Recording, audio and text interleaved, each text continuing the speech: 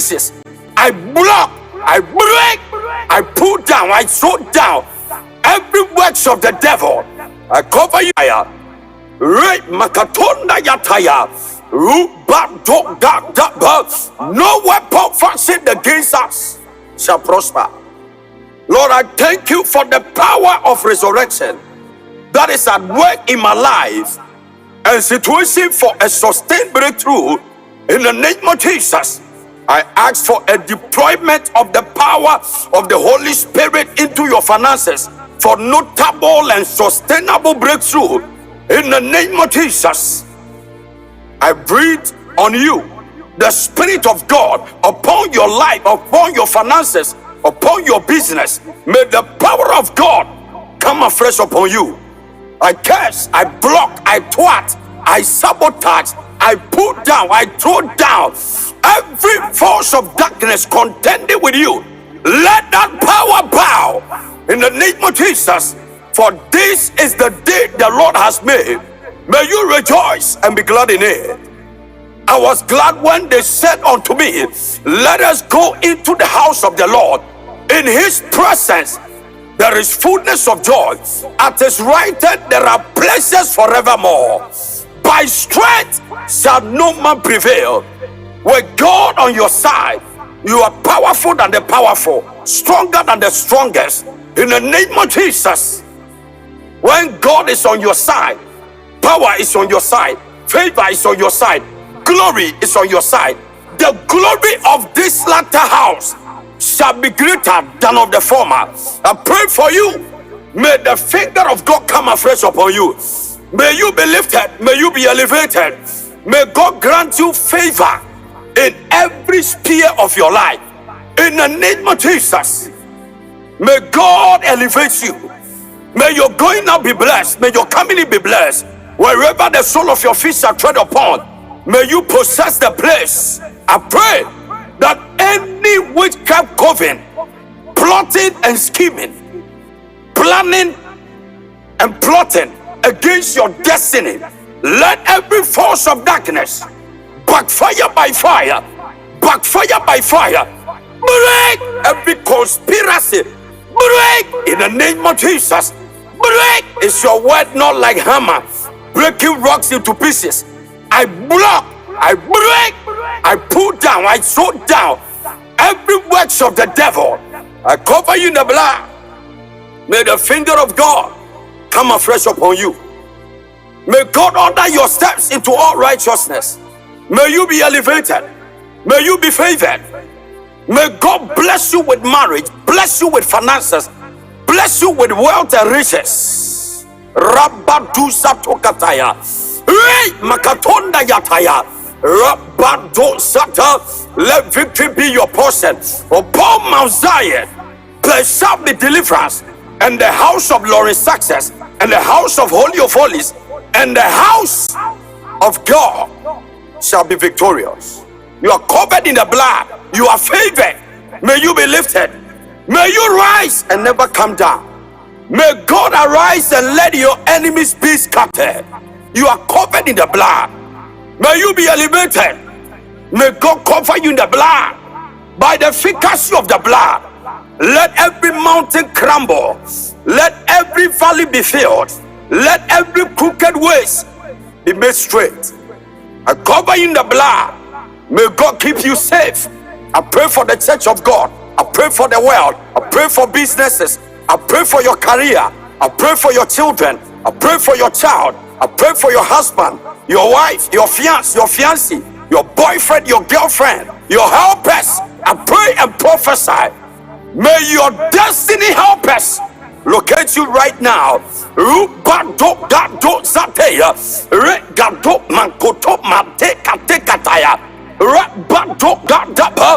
Break every force of darkness. May you be blessed. May you be lifted. Be blessed. Be lifted. Be exalted. You are covered in the blood. You are blessed and highly favored. In Jesus' name. Amen. Amen.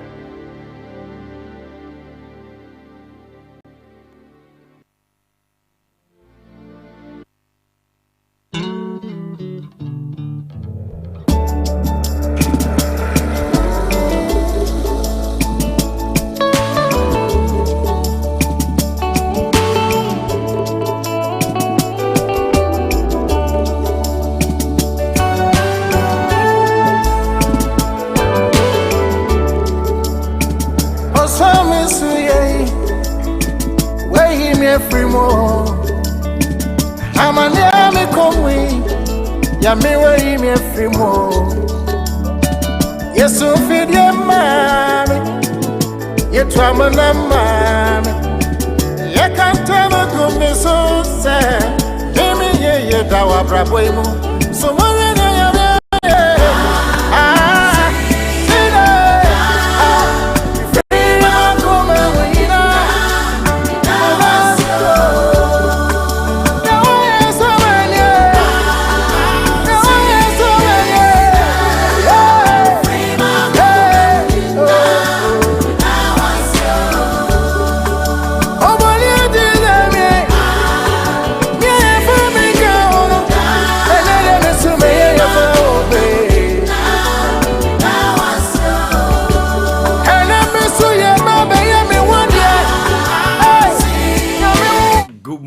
Good morning. 35 minutes on top of the hour, 6 a.m. GMT in the studios of PAPALAW Radio, with the seat of June 2023, the year of our Lord. Monday edition of your favorite show, Mpɔtam. What a gracious God we serve. Thank you, Pastor Les, for the morning to you. Thank you for giving us the unadulterated word of God.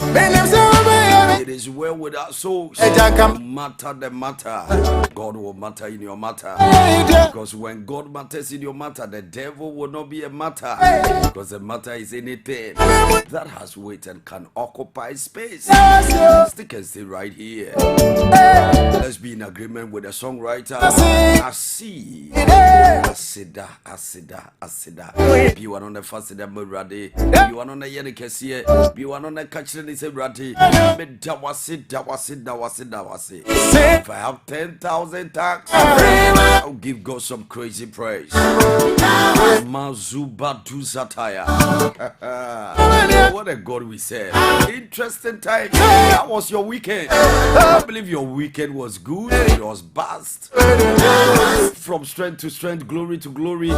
We're taking over the airways, PAPALAW Radio, building communities together with you. How is your community this morning? Tidy up the place. If you need to, go ahead and tidy up the place. Clear the weeds. Clear your gutters. Sweep your compound. Sida. Let's clean our community so that Ghana will be a clean place to live. Clean Ghana. Hashtag clean Ghana. Clean communities. Alright, show produced by Juji H. My co-host David Santos. Gifty Anani. God bless you and keep you and protect you. So I want you to expect a lot. Today I'll be giving you the weather forecast for today. I'll be giving you the major headlines, news that are making headlines in our various newspapers. So have a reporter all the way in the central region giving us updates about Ase North. Hey, politicians. I was last weekend, I was just behind my TV screens and I was just wondering, is that Ase North? Hey, politicians, when they need you, they can do anything. And yesterday, NDC had to bus 137, all of their member of parliament, straight to Ase North. MPP had to also bus all their MPs together with their party bigwigs or apparatchiks, including the 10 flag-bearer hopeful. Hey, the land itself couldn't contain the people. Almost all hotels were booked. The town was packed and business activities, as usual, was at a crescendo. Alright, so our brother Kweku Efreye will be giving us updates in the next few minutes on the Ase North by-election. Is it going to be Jachi Kwesen or Bernice of the LPG or the MPP's candidate Charles Opoku? And then we'll have the president for A-League and African Chamber for Youth Development, Mr. John Appiah. Today he's having a major program at the business department of Legon, University of Ghana, specifically Legonite. It's going to be fireworks on the 1st of July 2023. It's a Saturday, beautiful Saturday. You can't miss it for anything. Sometimes you look at some people's CV, wanting job, and you wonder who wrote it for them. I'm not surprised that 6,481, I should say, teachers who want licensure, who wrote the licensure exam failed. Abysmal performance. I can see some of the exam papers flying on social media, and it's so funny. It's intriguing. Who teacher, so-called teacher trainee. God help us. Bonde, Tunde, Sunday, Monday, Saturday morning. What a God we serve. So he will help us write a proper CV and how to apply for job opportunities. You can't miss that conference. It's going to be great and powerful. Good morning, Your Excellency John Appiah, future president in the making.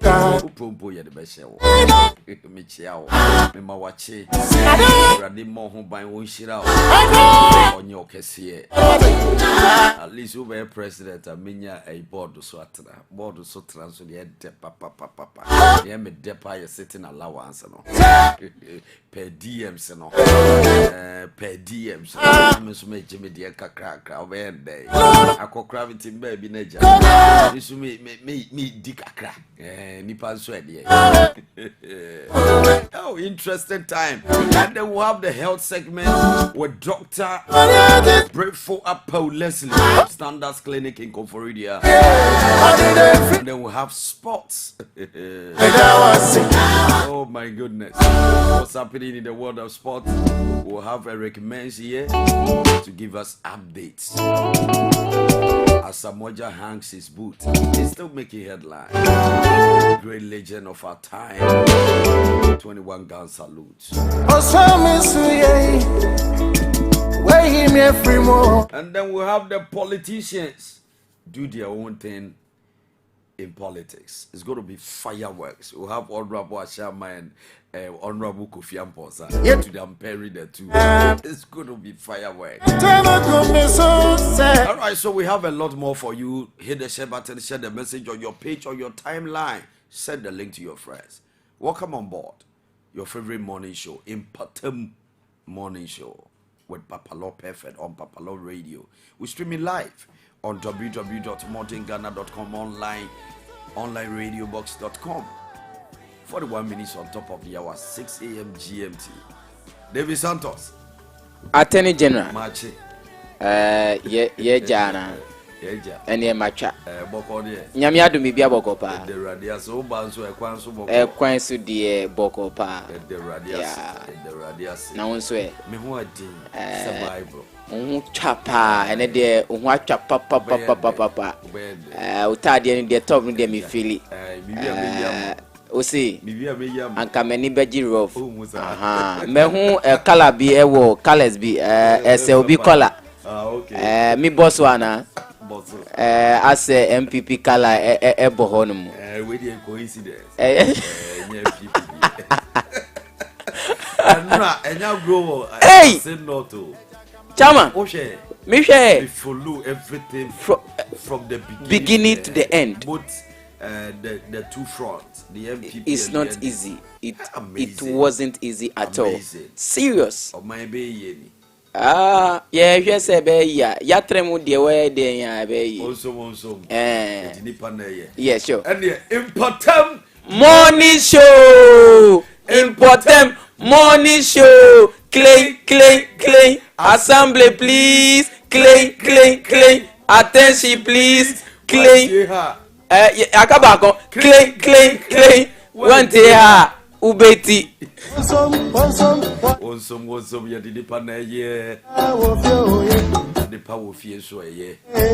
Tina PAPALAW radio no pay. Streaming live on www.modernghana.com, onlineradiobox.com. Can stay right here. We're giving you the best and nothing else. God keep you and protect you.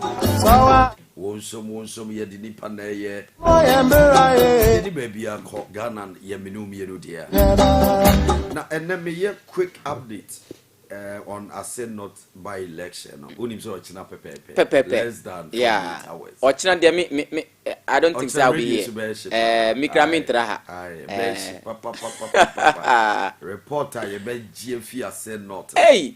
And I'm praying that enkoye ayawa so west will go. Enya grow. Because the military ne police ne just national security everyone baby as police baby also your bema dear fame chuti cow. All right, so important morning show 45 minutes on top of the hour 6 a.m. GMT. I'll go for a quick break, and when I'm back we'll speak to our reporter Kwekwe Friye in the central region to give us update on the Senate by election. Stick and stay right here.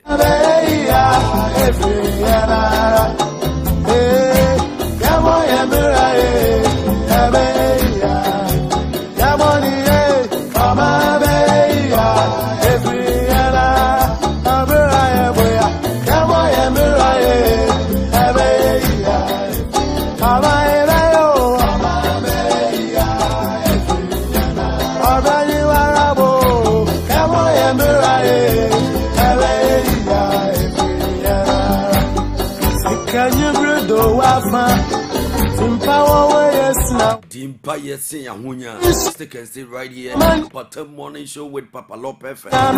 We streaming live on www.modernghana.com, onlineradiobox.com. When we talk about reporters, we have only one reporter who is credible and authentic when it comes to that Senate by election. He's been giving us day-to-day proceedings and happenings all the way in Senate.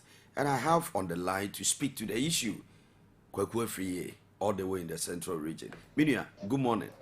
Morning, sir. How are you doing? I'm good. And you? The Lord is faithful. How's the family?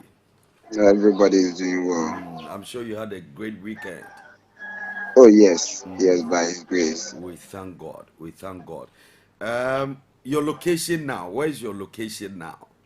All right. So I'm back to Ejumako. That's right. That's right. I'm in Bisiase. Yes, the hometown of the Abanji Festival. Yes, the Abanji Festival. Your team must be here to witness another traditional story that has not been told properly to the world. That's right. Bisiase has a very rich culture, rich history.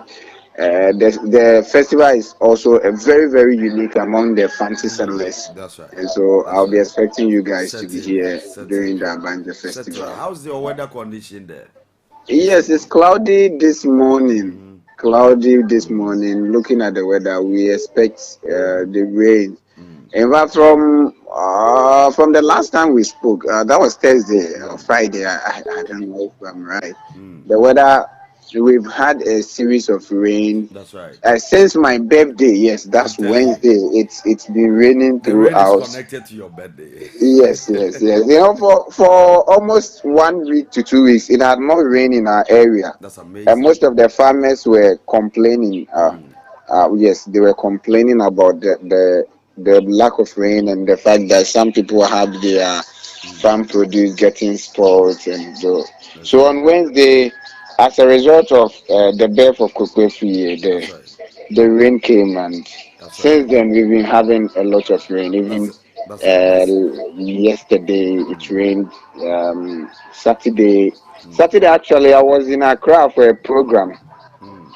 The program that I talked to you about, and we returned very, very late. When we came, we had seen the rain. and yesterday it rained. Today too, it looks like it will continue. All right, So, so let's thank you for the update, but let's go straight to Asin not by election, the center of attraction and the center of focus. In fact, the focus is on Asin and not. Everybody is talking about Asin not by election, and almost every political animal is in Asin not.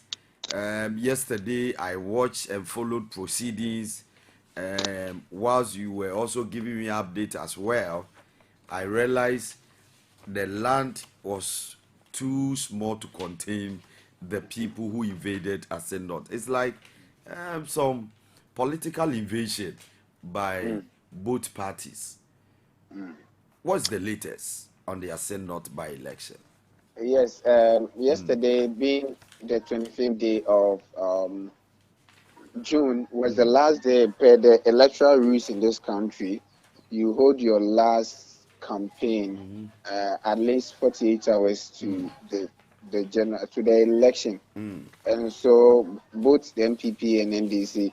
As for the LPG, I don't know whether they are still in the race, and I don't know what they are doing because you can't even have a feel of them in the constituency. So both MPP and NDC were everywhere. Nana, the President of the Republic, the Vice President, the Chief of Staff, leadership of the party at the national, regional, and constituency levels. You know one thing about this by-election? Tell us. All the DCs in Central Region Were there? not were there, have been in the constituency for the past 3 weeks. My DC, for instance, has been out of the office for the past 3 weeks and leading campaigns in Asin North. The neighboring districts, which I can also confirm to you, is Eskumoto Ben Brakwa. For the past That's 3 weeks. PC appeal for PC appeal for his constituency. A famous man who made that constituency famous till date.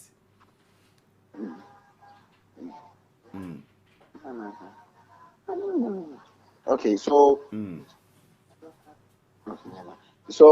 let's continue. Sorry for that. That's fine. Break. Yes. So I can confirm to you that all the district chief executives from the various districts in Central Region have been in the constituency, and most of the constituency executive of the New Patriotic Party as well as the National Democratic Congress have been in my area. When you are calling them for even interview, they'll tell you that we are in Asin North, and then they'll give you all sort of excuse. So it's a confirmation that they've all been there.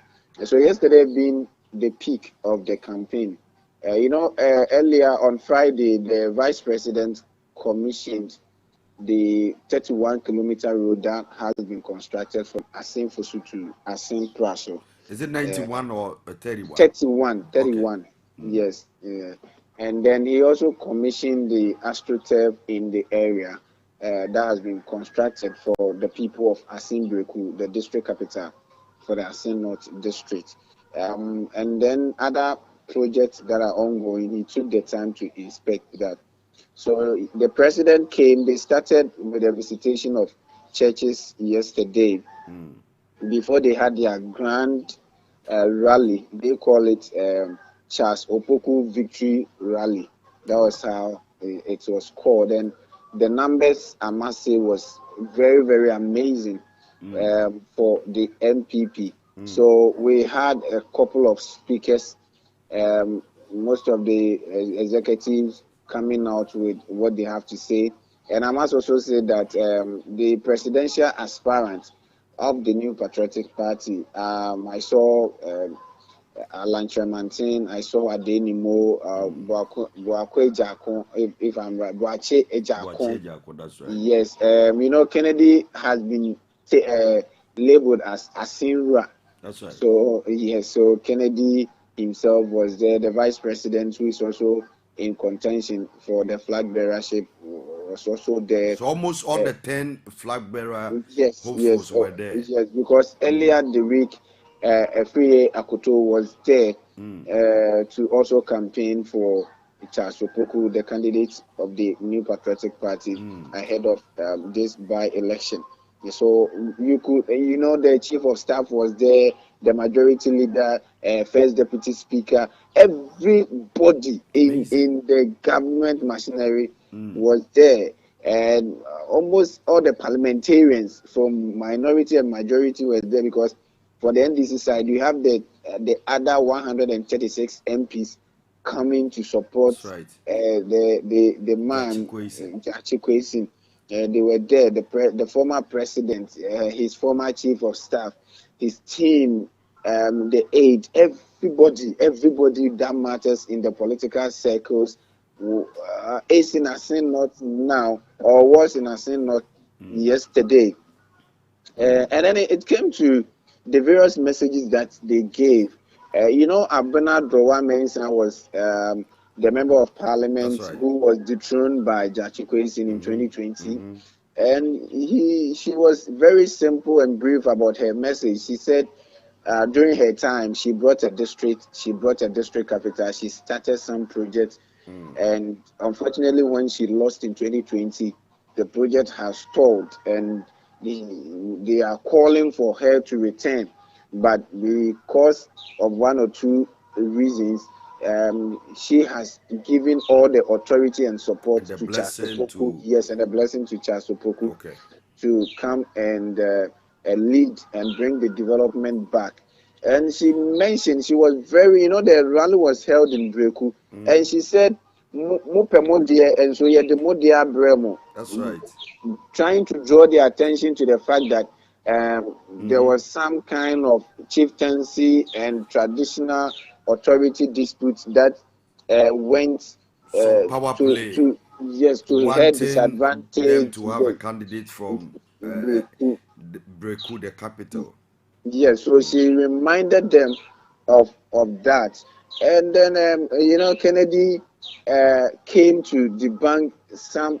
So they call it lie from the camp of the minority and the former president, because according to Kennedy, and there is an audio that I listened, the minority leader, my own MP, Dr. Kesato Baforsen, in an audio is purported to have told the people of Asinot that the MPP is looking for this seat so that they will have enough numbers to pass a law, or to enforce a law that will make the LGBTQ legalized in Ghana. Yes. So Kennedy took the mic and said, if that is the intention of President Nana Danko AKUFO-ADDO, he would have done that in the first term when MPP had 167 MPs as against 107 or so of the NDC. So people should just debunk that story. And he also talked about the fact that when it comes to personality, Charles Opoku is just like him, who help people, and he brought in the culture of Africans and that of Canada, where Jachi Kwesi has lived all his life. And he said that when you go to these advanced countries, they don't know anything about extended family system or uncle or MP who is supposed to provide some kind of support to the constituents. For instance, if somebody's wife is going to the hospital for delivery, or you need money for your school fees, and you go to your MP, he said that system is alien to Jachi Kwesi because he has lived all his life in Canada,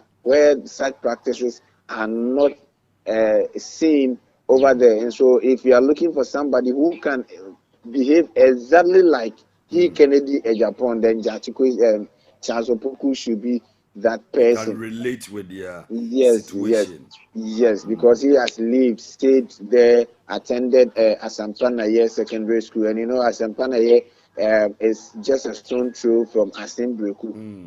Yes, so he made the people to understand that this is a man who is born bred, somebody who had been in the trenches before. Yes.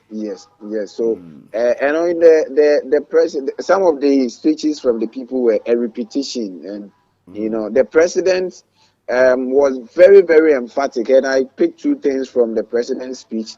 One, he talked about the legal battle that the man is going through. And the president said it could turn anyway, that the man could be jailed from the case that he is facing at the court now. And if it happens like that, it means that there will be another by-election, or probably the man will be working from jail. And he said if he's working from jail, more or less, he'll be ineffective, and that the community or the constituency will be denied of development within the period that he's in jail. And also spoke about the fact that when it comes to lobbying, since he is in power, he is in government, he said meaning he's staying with Charles Opoku, and Charles Opoku can access any assistance from him. At least he can read the heartbeat of the president, the government, and then the government led by the president can also know the heartbeat of Charles Opoku.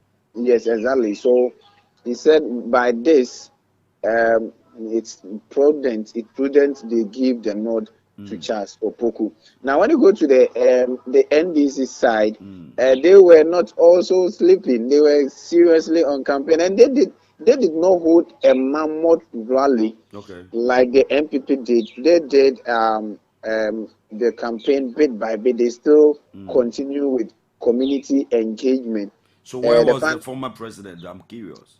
Yes, the former president visited Asin Kushia on the day, and they ended their campaign at Asin Indra.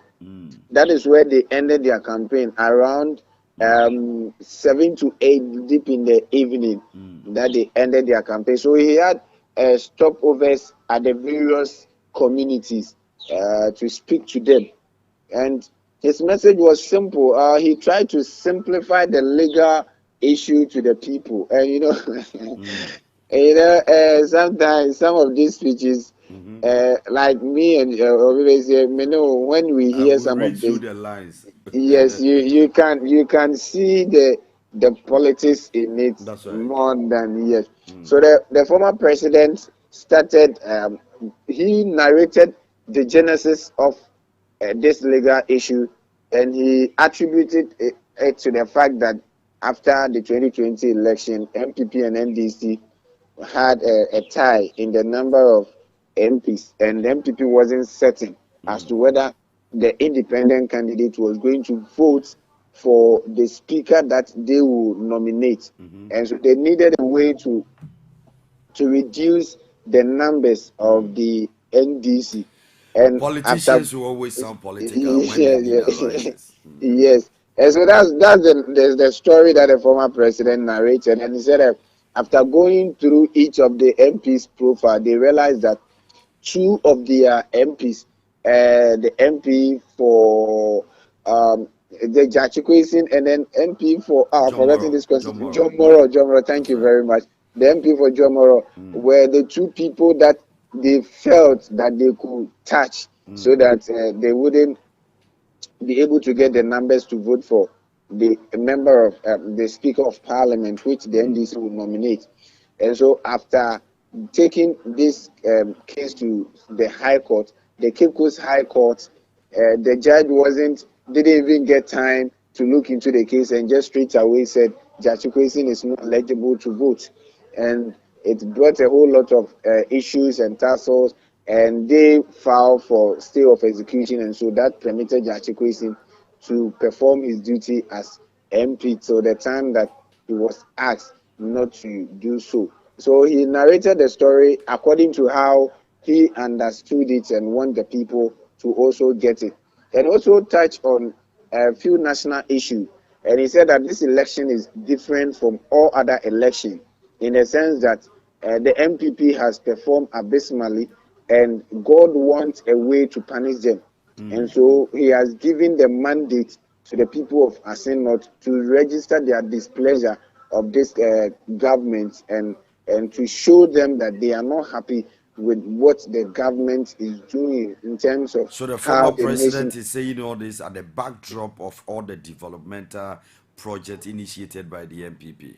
Yes, politicians. I remember there was a road project that is ongoing in our constituency, and a minority leader on the day of filing his nomination to contest for the NDC primary said, "I give you more, no way, me ba, he get That's it." right. So you should understand the political game and those things around it. So that's what the former president was saying, and he said that if the people want to register their displeasure on the government, this is the opportunity, and God has given them that mandate to do so, and so they should overwhelmingly endorse the man Jachikwesin. And he said the Jachikwesin case is just do about nothing. It's just sheer hatred from the government. He said the man has lived all his life in Canada,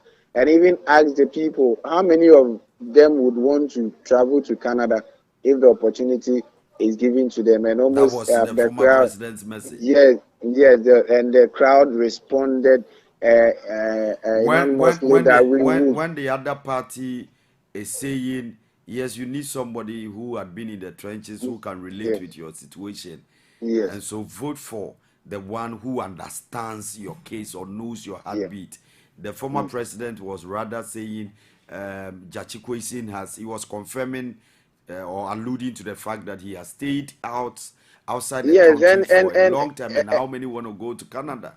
yes, and he Is that said a that. campaign message? Yes, he said, Jachikwesin has all the privileges as a Canadian, somebody that the Canadian government has, like somebody who has a Canadian citizenship, and and and and this person has decided to forgo to forgo that particular position or that particular privilege that he has gotten to come and serve the people. And now the people, the government is just disturbing the man for no apparent reason. And he said that when it is obvious, and President Mahama said it's obvious that in 2025 he will be the leader of the government. He is coming to power. And if the people should vote for Jachikwesin now in 2025, when he comes to power as the president of the republic, he will give him a ministerial position. So these are some of the highlights All from the right. speeches that we Okay. took from what happened yesterday. From both front. Thank you. Yes, So from let's look at this. What is the NDC, specifically Jachikwesin, the NDC's rep, campaigning upon, and what is the MPP also campaigning upon? I can read through the lines that the MPP is focused on telling them, yes, these are the projects we have initiated. We've worked on your roads, we've given you AstroTurf and the lights. What is the NDC campaigning upon, or what's their major message for the electorate to bring back Jachikwesin, and what's the MPP's message finally? Okay, so the message that I can deduce from the NDC's campaign is that Jachikwesin is here to serve the people. He himself has alluded to that fact that he wants to leave a legacy in Asin North, where he will bring transformation as an MP, and that is the reason why he left Canada to come to Ghana to come and serve the people. Is He that a make the justification for me to vote for you if I am an electorate? it will depend on the message, but the MPP is very clear on their message that hey, this guy has stayed with you. This guy understands your language. And then let me chip in this. The former president also took a swap on Charles Opoku Okay. on the fact that he is not a registered voter. And he started narrating that I am from Bole Bamboy, and so when there is an election, I go there to vote. So if Charles Opoku is truly from your area, then he should have had his name in the electoral register. And we said already the NDC is leading by 1 because Jachikwesin will vote on Tuesday, but Charles Opoku will not be able to vote. Okay. So they try to make the people understand that the man is here not just to occupy the political position, but to serve you. Somebody who was given the opportunity to live as a Canadian and has lived all his life. He has his money. He doesn't need the government's money and those stuff to make life. And so he's here to serve you people. So that's their campaign message. Their campaign message so far. And then where there's the need for them to seek the sympathy of the people, they try to bring in the fact that the man is innocent, he hasn't committed any crime, and that the government is just prosecuting him for no apparent reason. That is another side to win the sympathy of the people. But MPP is telling them that you need somebody who can lobby for development for your people. That's right. And yesterday, Kennedy Japan was emphatic. He said from now to December 2024, whether we like it or not, President AKUFO-ADDO is the president. That's right. And so if you want somebody who can make good use of this government in the 18 months left, then obviously you need to vote for somebody who can lobby for position. But you see, the former president is promising a future ministerial position for Jachikwesin. But if that is the case, then the baby says which one should the people go for? That's a good analogy. Yes, if you are telling me that let me vote for your candidate, so that when you come in the next election, what if you don't come? What if it doesn't happen? Yes, so if there is advantage in having your government in power, then obviously we will have one whose government is in power and who can lobby for development for us in the 18 months left, rather than waiting for a next government, which we are not certain, because anything can happen in this country when it comes to elections. So these are some of the messages that are going on. But when it comes to the crowd, the people, the security, the government machinery, I mean, everybody, the parliament is in Asin North. I'm telling you, Jubilee the House presidency, apart from the judiciary. Yes, apart from the judiciary, of which if the legal tussle starts again, right, then they go to them. All right, so let me put you on the spot from where you stand and your experience following political games so far. Who is going to win? This is a question that I'm sure even our senior man, the Delhi Dispatch would even run away from. I'm sure even Kweku Bakuns and those people will even run away from this question, because elections, there are uncertainties. That's right. To be honest with you, election, there are uncertainties, and from now to tomorrow, it's a long day. Anything can happen, eh? Yes, in the eve to the election, and don't be deceived when someone tells you that monocracy is not working, or Ghana when it's a lie. It's a lie. It's a lie, because yesterday when you look at the numbers following MPP, I was like, is this not the party that we said the foot soldiers are pinned? And people were even excited to see the president coming to the constituency. That's right. Some were also excited to see the former president. What is happening? I haven't seen a situation where the two candidates or the two leading political figures are in the same constituency at the same time. And considering the proximity between the communities in Asin North, it could happen that they met or something like that. Because former President Mama in Kushia was saying, so you normal car 100, and these are some of the things that I always have issue with the former president.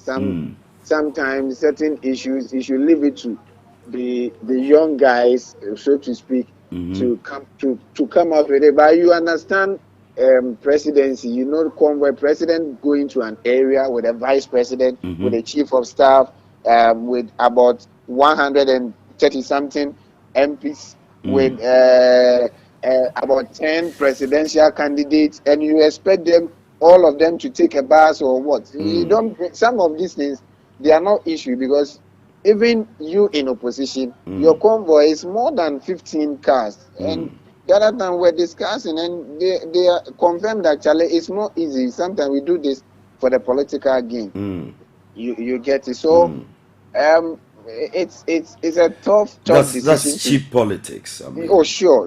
And that is why sometimes I agree with you when you say the former president needs to up his game when it comes to communication. He make the communication too light for people to be serious. When you look at the poster of President AKUFO-ADDO on the stage talking, you could feel that this is a leader talking to his people. As to whether he's giving you the right information or lying to you, he makes you feel that there is a leader talking to you. That's right. But the former president conversation has always been like, I say, sebi agro kakra, and he needs to up the game. So to track my neck out and say that this person is going to win is a no-go area. Yes, because all right. So far on grounds, you could feel that everybody is confident. That's right. The two candidates, they are confident of winning. But I wouldn't be surprised if the former MP takes the seat. Okay. We hope so. Thank you so much. Right. Your final words. All right. So all that I'm saying is that we thank God for what we are witnessing. It's something that in the coming years will be a topic of discussion in our body politics in some of the political studies books, because to have a by-election where the immediate past MP is contending, it hasn't happened since Fourth Republican dispensation. Right. And so it's good we are seeing this. I am hoping that since we've witnessed a very professional security operations from the Ghana Police Service, I'm hoping that tomorrow things will be great and we will have a peaceful election. At the end of the day, one candidate will win. Then we expect that the best candidate should win. The development of this country, sometimes you may think that you are in Accra, and so whatever happens at the villages shouldn't concern you. But don't forget, these people bring food to the cities for us to also feed on. That's right. And you might not know where you find yourself. So if one day there is an emergency and the hospital at that village is not able to provide the needed health care, you can imagine what will happen to you. So all right, we are praying that tomorrow by 7 p.m. Ghana will be I can't wait. I can't wait so that all the political animals will come home. Yes. But I'm sure the president and the vice should be in Accra now. Certainly. Yes, certainly. Another minister should be in Accra. Today there isn't going to be much political campaign. That's right. You need not even campaign openly. Yeah. So all right. So thank you very much. We appreciate. So tomorrow we know by God's grace we'll take live feed from Asen North. So yes. So let's talk in the evening and then certainly. Thank you, sir. You're welcome. All right. So that is our reporter, Kweku Afriye, reporting and giving us updates on the latest at Asen North. Interesting. All right, so this is your favorite morning show, Mpɔtam morning show. We stream it live on www.modernghana.com, online, radiobox.com. 80 minutes on top of the hour, 7 a.m. GMT in the studios of PAPALAW Radio. Mpɔtam morning show with PAPALAW Perfect. I'm going for a quick break. When I'm back, we'll do more. Stick and stay right here.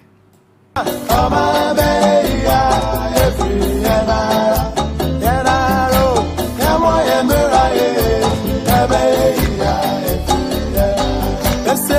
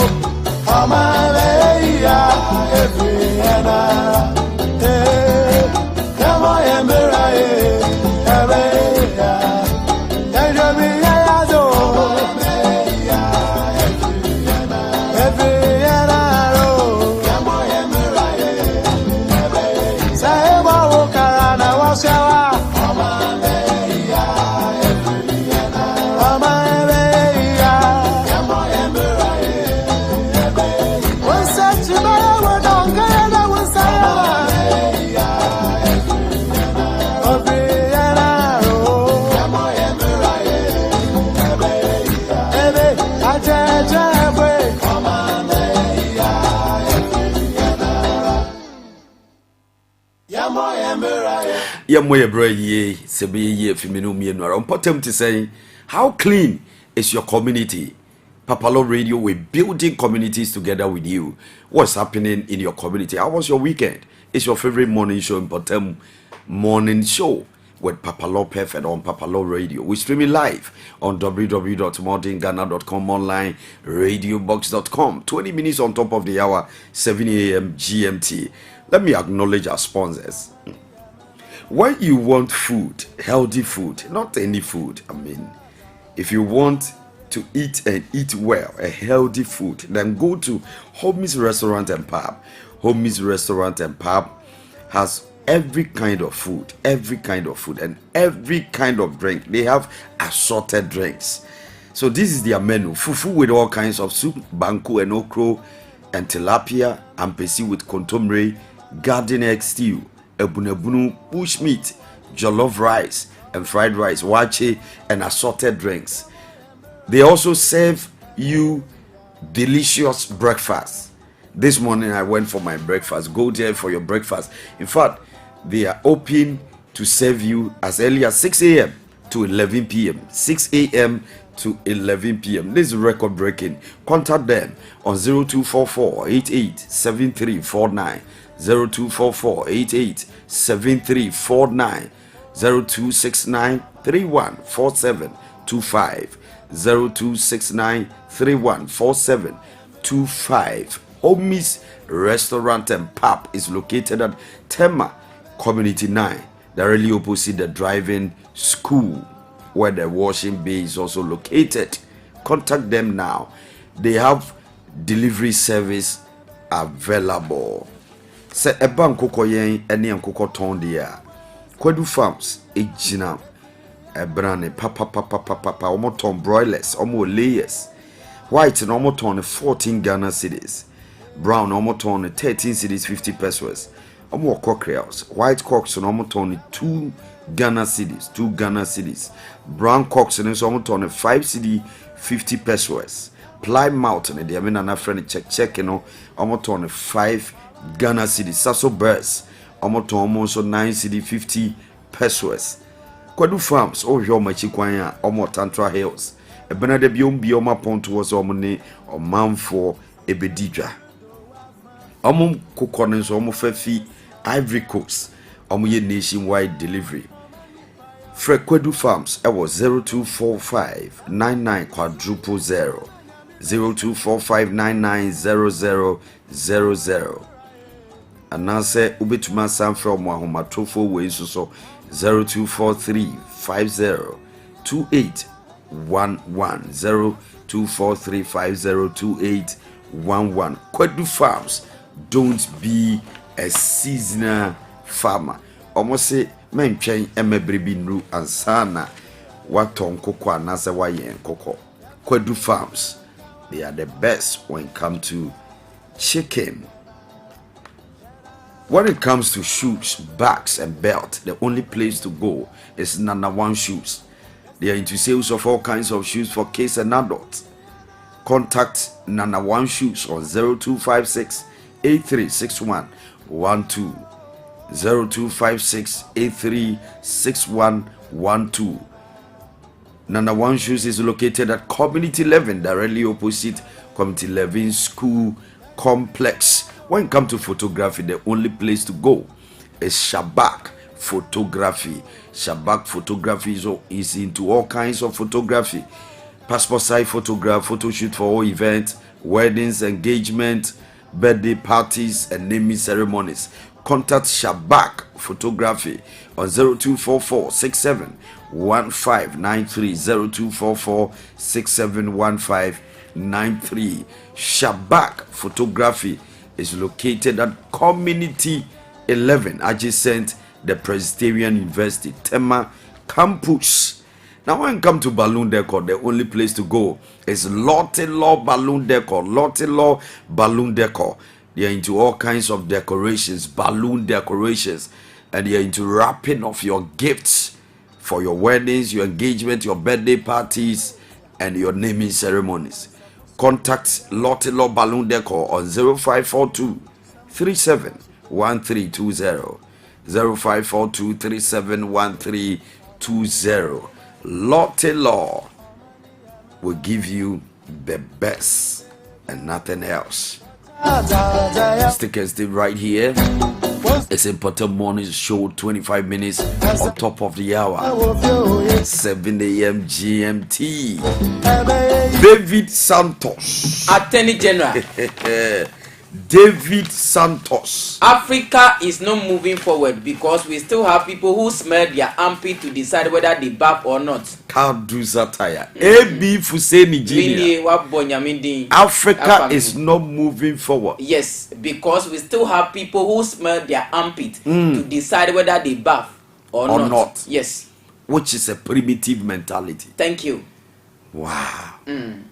Gentle General. Wabo Jin. No. Gentle General. So let's take a motivational quote for the day quickly. Okay. Because your mentor is coming online. I'm really happy he's coming online. Today we're going to have a great show. Exactly. So you got to listen to us this morning because we have more to give it to you. Here we give you authentic and credible news. Yes. No libi. No laba. No libi. No laba. Wenti hanso weti kurada. Weti. Number be kra. The president ni munyina eti ha. Kwa ha ni dede ni ha. The can said ye tie pepe. The chirade. Good morning. Great job, Reverend PAPALAW. Is you.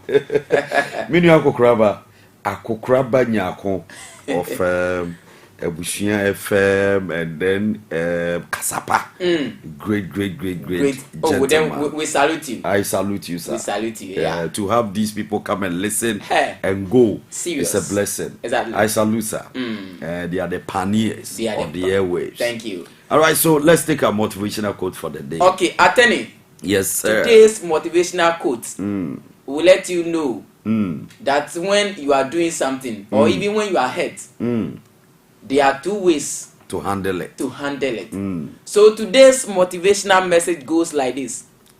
When you are healed in silence, those who hurt you won't know what to attack. That's right. You don't always have to make it known what you have overcome. Sooner or later, they will know by how you respond to them. That's right. Yes.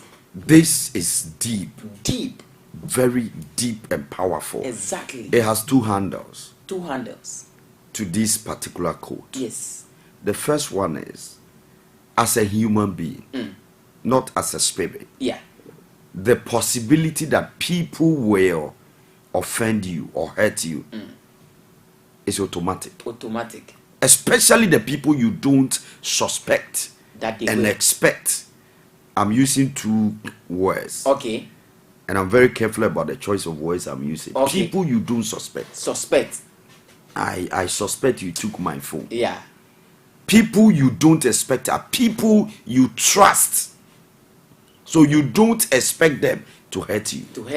So in life, those who will hurt you are many. And there are people around us, those near and far. So anybody can hurt you. People you don't suspect and expect can hurt you, but the fact still remains the same.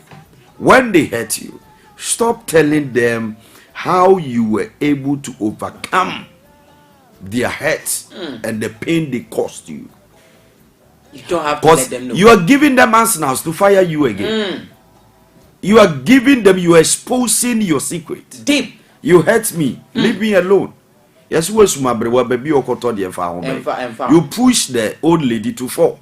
Where she's going to fall is not your issue. Yes. At the end of the day, if Muhammad don't move to the mountain has moved to Muhammad. So the fact is there was a movement. Yes. So you have hurt me. It's enough. Why should I tell you? The moment I exposed my secret to you, you use that again to hurt me. And how many people can keep this? Everybody want to tell the world. Yeah. And he did this to me, she did that to me, but I also did this and I overcame. No, you don't give arsenals or weapons to your enemies to attack you. To attack you. That's it. Wow. Attorney. Gentle General. I wouldn't continue to explain anything because the explanation you give right now is not a shallow one. Silence in itself is a weapon. It's a weapon. Keeping quiet. Or silent. Yeah. It's a weapon. It's very difficult for people to when detect. You keep quiet, you confuse them. They get distracted. They get confused. I hurt that lady. I hurt that man. But he's still happy. The good book says that the joy of the Lord is my strength. By strength shall no man prevail. Right. We walk by faith and not by sight. I always say that the moment you expose your deficiencies, you have given victory or handed over your key, your power to the enemy. So the more they hurt you, you remain quiet, you heal in secret, and you prove them wrong. Yes, sir. Your take on this one. Attorney, I don't think I have something to say because all that is said is what we are going to work on. It's enough, yes, it's clear and clean. And so, in fact, it's always a pleasure to be in front of you to listen to your wisdom. That's right. Yes. I'm humbled. I'm also humbled. All right, thank you, sir. Let me give you the weather forecast for today. Cloud and sunny will alternate during the day for most parts of the country. There's a chance of thunderstorms within the middle sector later in the afternoon into the evening. Ghana Meteorological Agency GMET also predicts a low likelihood of rain existing for the rest of the country later in the day. Let me take it again. I always say that good stories are always repeated. Cloud and sun will alternate during the day for most parts of the country. There's a chance of thunderstorms within the middle sector later in the afternoon into the evening. Ghana Meteorological Agency GMET also predicts a low likelihood of rain existing for the rest of the country later in the day. I want you to prepare for today. What is it about cold weather? What is it about cold weather? When the weather is cold, people are talking about 4 legs. They are talking about this weather is demanding for 4 legs and the likes. I am too innocent to be hearing some of these things. Ghana for ni awo, Ghana for ma, any man money awo, awo ba. Adie bako pe eneni na momutirim. Ebradi nyankopo. Oskani awo mienu. Oskani bi awo baako oyoke. Ohie ni die. Wa no wo. All right, so let me give you the headlines, news that are making headlines in our various newspapers.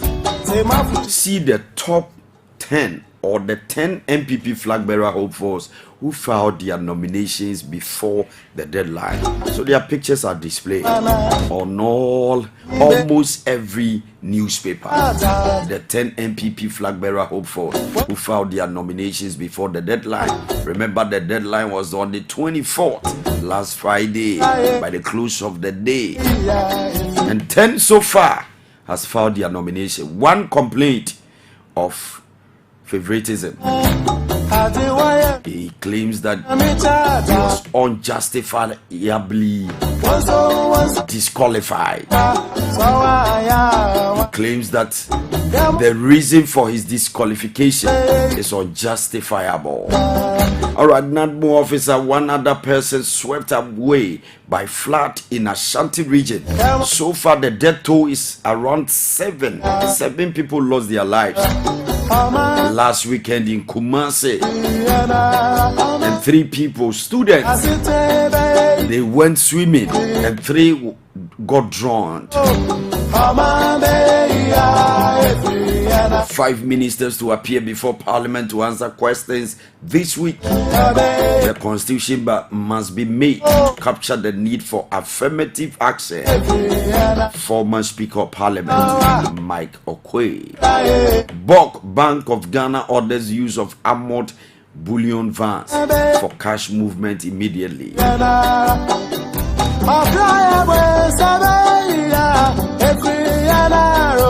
It's a fake audio. Sammy Jemfi on supposed voice recording of Jachi Kweson's child. I remember say audio being so by MPP chairman or what I said not. And also say MPP forget about the seat Jachi Kwes Nerini.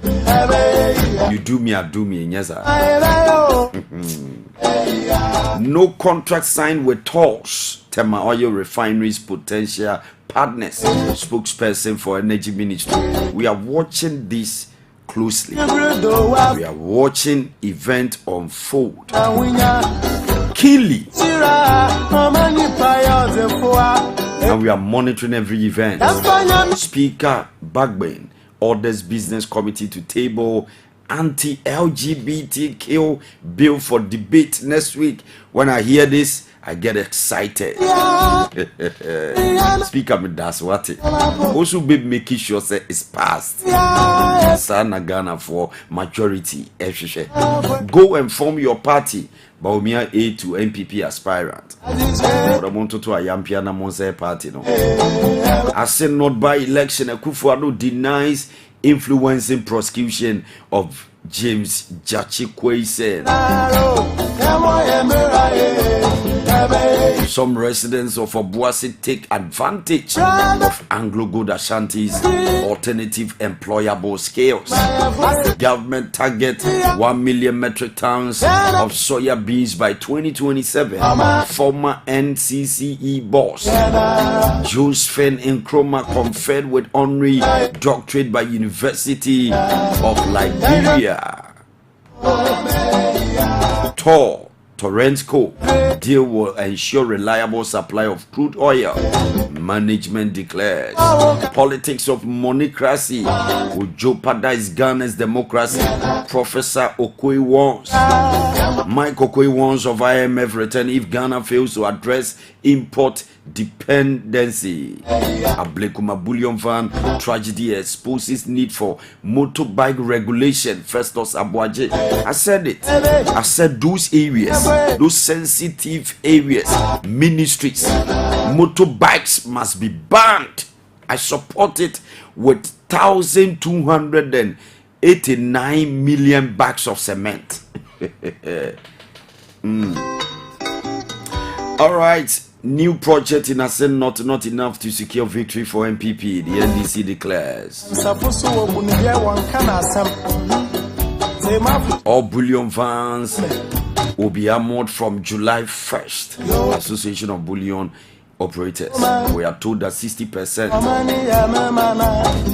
bullion vans has been released to banks and financial institutions.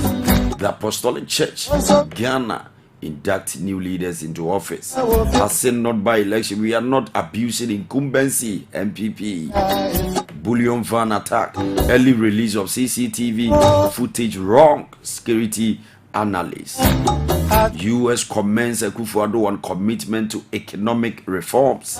Some girls engage in transactional sex for sanitary pads. Jifa Gomashi.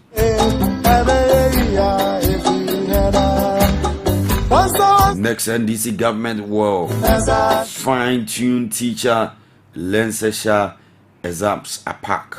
I was hooted at, but not chased away.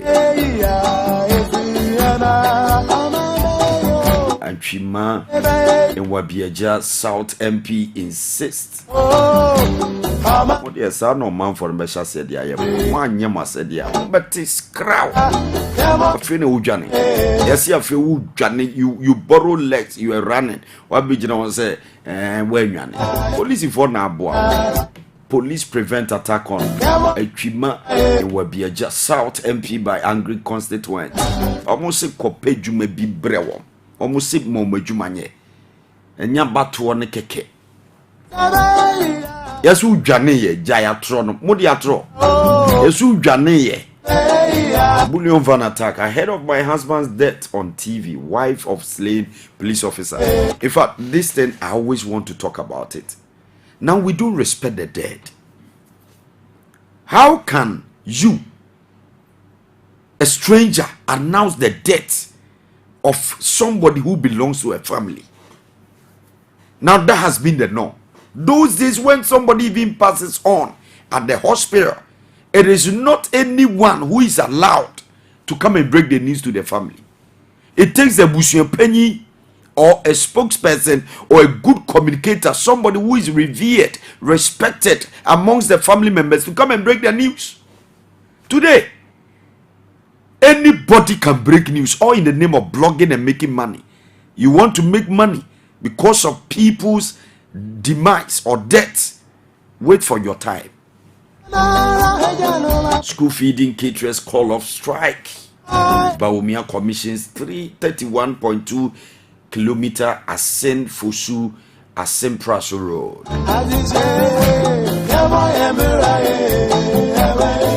And Asen not for Damasi. Why? Anthrax outbreak. Zipline and Cow Tribe partner to support veterinary service, distribute vaccines. Employee of firm engaged by Goldfields falls to his death at Takwat T&A Stadium. 3 WSHS students drawn after sneaking out to swim in overflowing river. Ebeye feminu mienwara or mine beye year feminu mienwara. I want you to hit the share button, share the message on your page, on your timeline. Send the link to your friends. Tell your friends it's time to be educated. Stick and stay right here. I'll go for a quick break. And when I'm back, Mr. John Appiah, the president for African Youth African Chamber for Youth Development, will be on the line. Stick and stay right here. Mpɔtam Morning Show.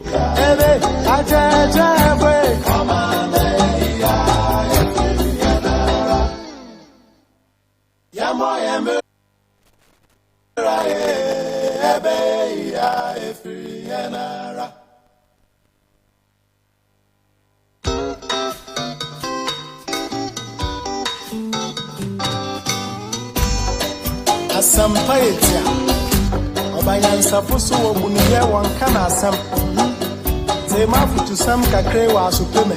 All right, on my baby feminu mienwara. Stick and stay right here. It's Mpɔtam Morning Show. I have on the line to educate us on a very profound subject. This Saturday, the 1st of July, he is going to be your host to educate us on how we can seek for proper job opportunities and also write a proper CV. A lot of us are not able to put up a good CV when we are seeking for job opportunities. This man is an epitome of knowledge when it comes to this particular subject.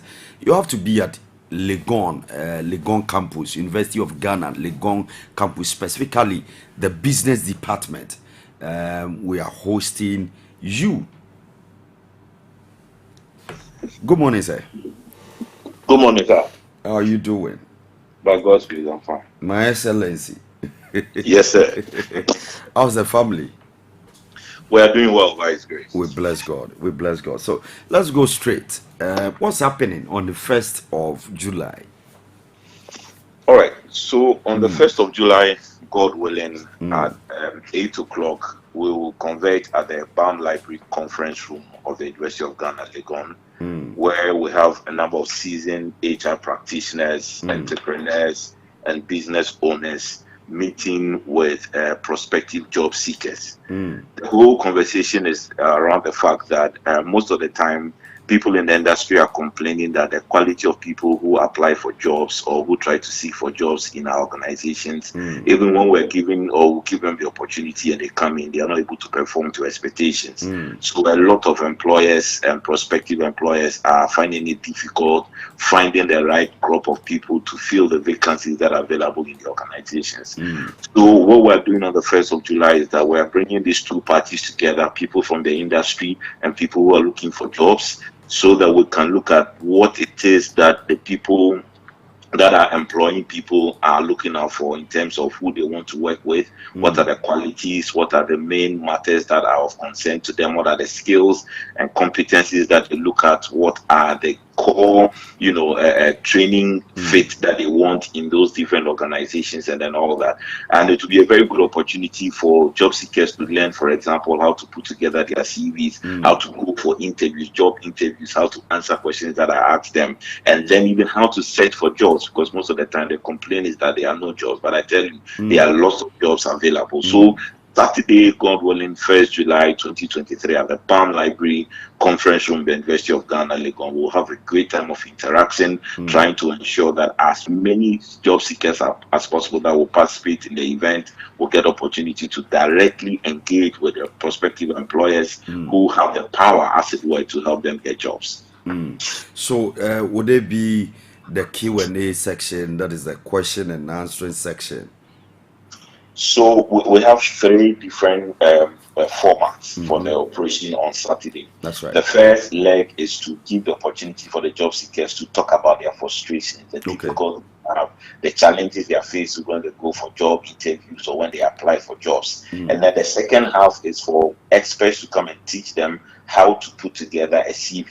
So we'll use the second session for what we call the CV clinic to try and help them understand what are the basic points that has to be present in a very proper CV that can help them get the attention of the HR people.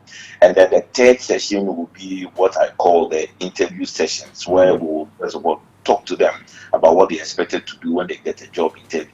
And then we'll do mock interviews. What it means is that we'll set up tables and chairs, and then people will go and see prospective employers to have a conversation with them. Some people have never had the experience of an interview scenario. So we'll create that scenario, simulate that scenario, and then get people to participate in those mock interviews to build their confidence and help them to get feedback right in the place from the interviewers who will speak to them. That's beautiful. So where do I get my ticket? So what we'll do is that 2 things. There are people who are, I call them the early birds. They are the early birds, that's one. And then there are the Thomases who are always doubting, are they sure they will do it? No, I want to go to the venue and see things for myself before I pay. For those that have faith and those who are the early birds, we're giving them a discount to be able to participate in the event at a cost of 150 Ghana cedis. And then for those who actually want to come to the venue on the day of the event to actually pay, it is 200 cedis. Because, for those who do early bird, we're able to organize and plan well. But those that come at the gate, it gives us extra, trouble trying to make sure that we sort out their lunch, their snacks, and all those other things as well. So for those that can get the early bird ticket, which ends on Thursday, end of day, it is going for 150 cedis. And for those that want to actually come and pay at the event, it is 200 Ghana cedis. And maybe after the interview, I'll put my number out there. Anybody that wants the ticket can just WhatsApp me or call me, and they will facilitate it. All right. So are we expecting certificate? Is certificate included, or just come and learn and go? Yes. So for this particular one, the idea is that usually for certificated programs, you are able to use it to enhance your CVs. That's right. But here we're going to look for a job. So I'm wondering if you have a certificate in looking for a job, how that is going to help you get a job. That's a good one. Assuming we're doing something on maybe accounting or soft skills or something of that sort, leadership training and stuff like that, then you can adequately put that on your CV. But for those who still insist they want a certificate, we don't have a problem at all. The whole idea is that we don't want people to be too certificate oriented. Can you believe the last time I organized a training session, a young lady came and said, I just want a certificate and I'm gone. She didn't even stay for more than 10 minutes. It was because of the certificate she came. I was shocked and surprised. But that is one of the attitudes of most Ghanaians. They believe that I just need a certificate and that's it. Even on campus, you have people saying a lot. You are in the same class with a lot of them who will tell you, I'm just here for the certificate. So the school don't go through them. They go through them. Not at all. That's very unfortunate. But it appears that a lot of young people, but those who want certificates, why not? Once they indicate their interest for the certificate, we'll make it available for them. So apart from you, who is coming? I mean, some of the season. Right.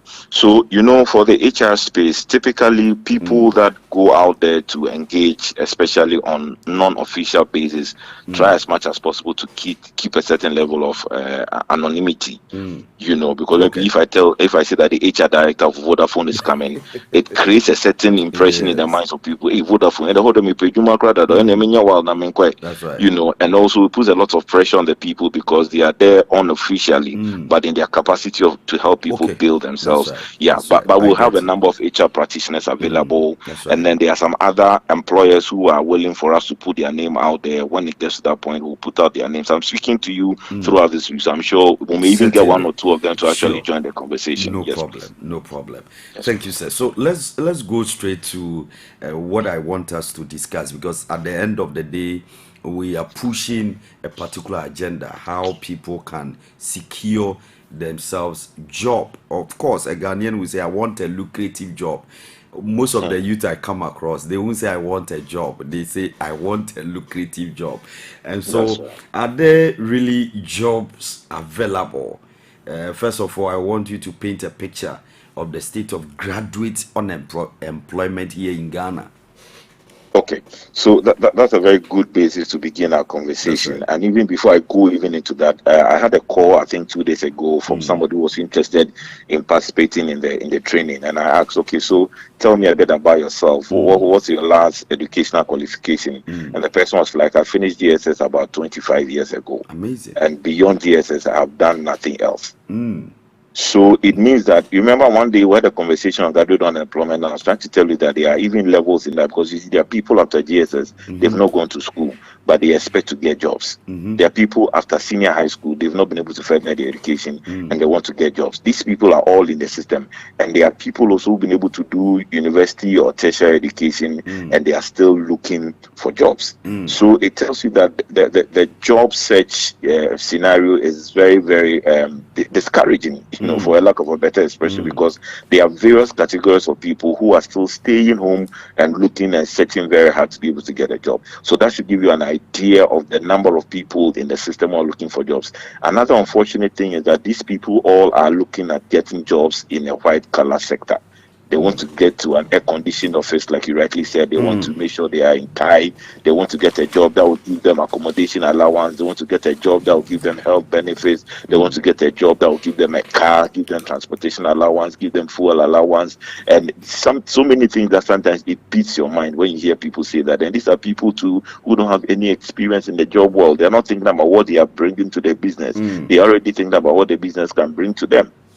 Okay, so there's that backlog of people in the system that want jobs, but we want to focus today on those who've been able to graduate from the tertiary institution. Now, there's the Institute of Statistics and Social and Economic Research, which is based in Legon. They did a research some time ago, and these were some of the issues they came up with.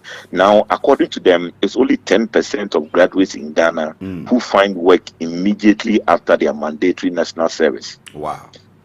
And the 90%, 10%, Amazing. and the 90% left, it takes about 10 years to secure permanent employment. Like, seriously?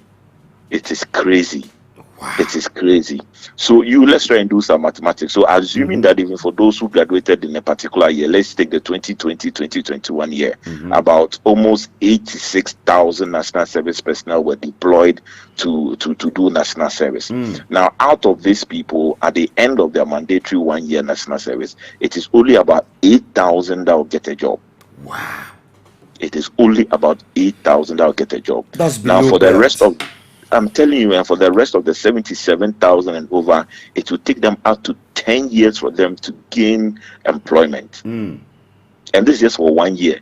So 2022, another batch will come. 2023, another batch will come. In 2020, there was a batch. 2019, 2018. So if you do the cumulative percentages, it is very scary. All right.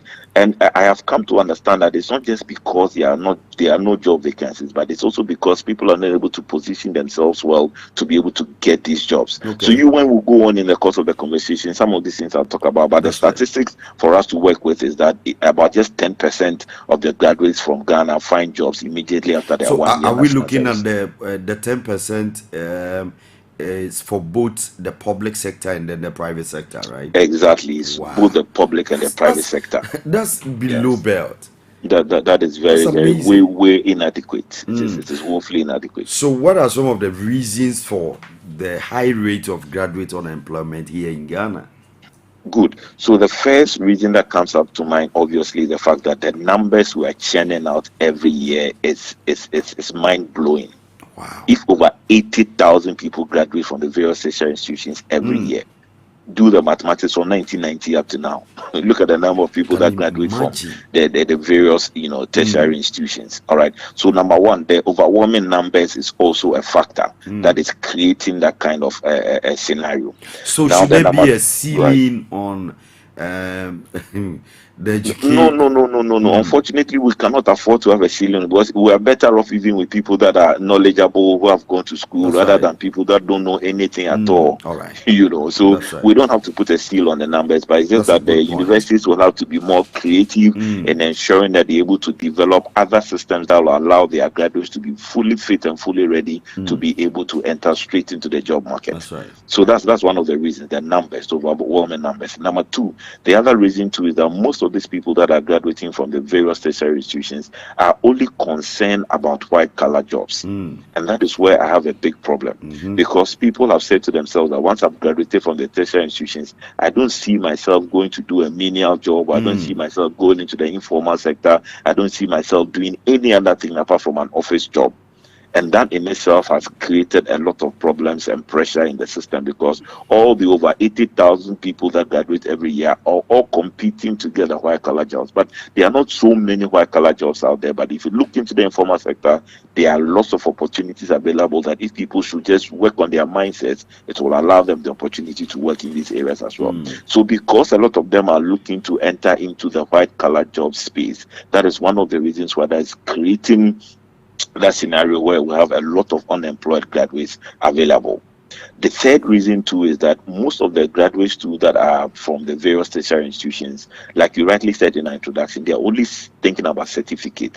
So whilst they are in school, some don't even participate in lectures in the first place. Whilst they are in school, some don't even avail themselves for internships. Some don't even really work very hard doing their national service because they know it's mandatory. Whether I'll do it or not, I'll be paid. So by the time they are done with all these things, they don't have that skill, they don't have that experience, they don't have the practical know-how, which is something that industry is looking for. And that is also creating the problem where we have lots of graduates out there who don't have any job experience whatsoever. And even for those that have the little job experience, it is inconsequential because they didn't even really exert themselves in the course of their study in school and the internship opportunities they got, and even the national service opportunities that they got. So all these things accounts for the reasons why at the end of the day there are high levels of unemployed graduates available in our system. So somebody may ask, are there no jobs opportunities or vacancies, or we don't even have them in the system? Okay, so from my experience working in the human capital development space, I have come to know that there are lots of opportunities available. There are lots of job opportunities available. In Ghana, honestly, in Ghana, because look, I'm trying to recruit for a particular organization and we're looking for a business development manager. This is about the third month. The crop of people that have come for the interviews, they don't cut it, unfortunately, because we are looking for a particular caliber of person who will bring value to the organization. And the numbers of people that have applied for the jobs, we screen them, we do the interviews and realize that they still don't have what we are looking for. So there are lots of vacancies in the systems, but it's just unfortunate that usually there's a mismatch between the products from the various tertiary institutions and then the kinds of vacancies that are actually available in the world of work. So as for jobs, there are constant number of jobs available. But the point is that a lot of people don't have what it takes, or don't even know how to look for those jobs in the first place. Because there are people that conventionally think that vacancies will be published in the newspapers. When was the last time you saw a vacancy in the newspapers? And even with that, the controversy surrounding it is that even before it's advertised, we know that we have the person, but we're just doing it because we are just doing it because auditors will come around and they want to find out how did you advertise for this job. All right. So those that are looking at the conventional ways of getting jobs, they realize that it will be very difficult for them to see that there are no jobs. But look, if you go online today and you just type in vacancies or job opportunities. You look at the number of jobs that will be pulled up on a daily basis. There are jobs that are created in the system. So I agree, there are jobs in the system, but sometimes people are not able to identify these opportunities. One, and number two, people too are not able to position themselves well to be able to fit that particular job vacancy. So there are people that are using the same CV to apply for every job. You want to be an accountant, you want to be a front desk person, you want to be a finance person, you want to be this. They don't even know what they want. That's another question on its own. Right. All right. So all these factors makes it look like there are no job vacancies in the system. But look, I can tell you confidently that there are job vacancies in the system. That's right. All right. So can you share with us some key reasons why there will always be new job vacancies every day? Okay, so let me start it from this way. You know that there's a required age by law by which when people they have to go on pension. That's right. And what happens is that when you go on pension, means that you are essentially leaving the job role, so then a vacancy is created. So every single day, people hit their pension. But we have these MBAs, Mebayachers, who don't want to go on retirement. They even per the public sector law, they can go for contract twice. I mean, exactly. 2 years, another 2 years, and then when they are done, they must go. But I tell you, some go for this 2 contract on the slot and still want to renew it again or stay at post. My brother, the sad reality is that sometimes our salaries and our pay and remuneration and all that, it is so meager to the point that if you want to survive on your pension pay, you will not live long. Wow. So sometimes initially I didn't used to understand these people, but now I've come to understand that it's about survival. It's about getting something in their pockets. It's about being able to put something on the table. I had a teacher who was complaining that, look, I've worked over 40 years of my life. I'm going on retirement and I don't have anything to count on. So for such a person, obviously, the person will look for opportunities to even work more, because then the person will be expecting to earn more whilst they are still working.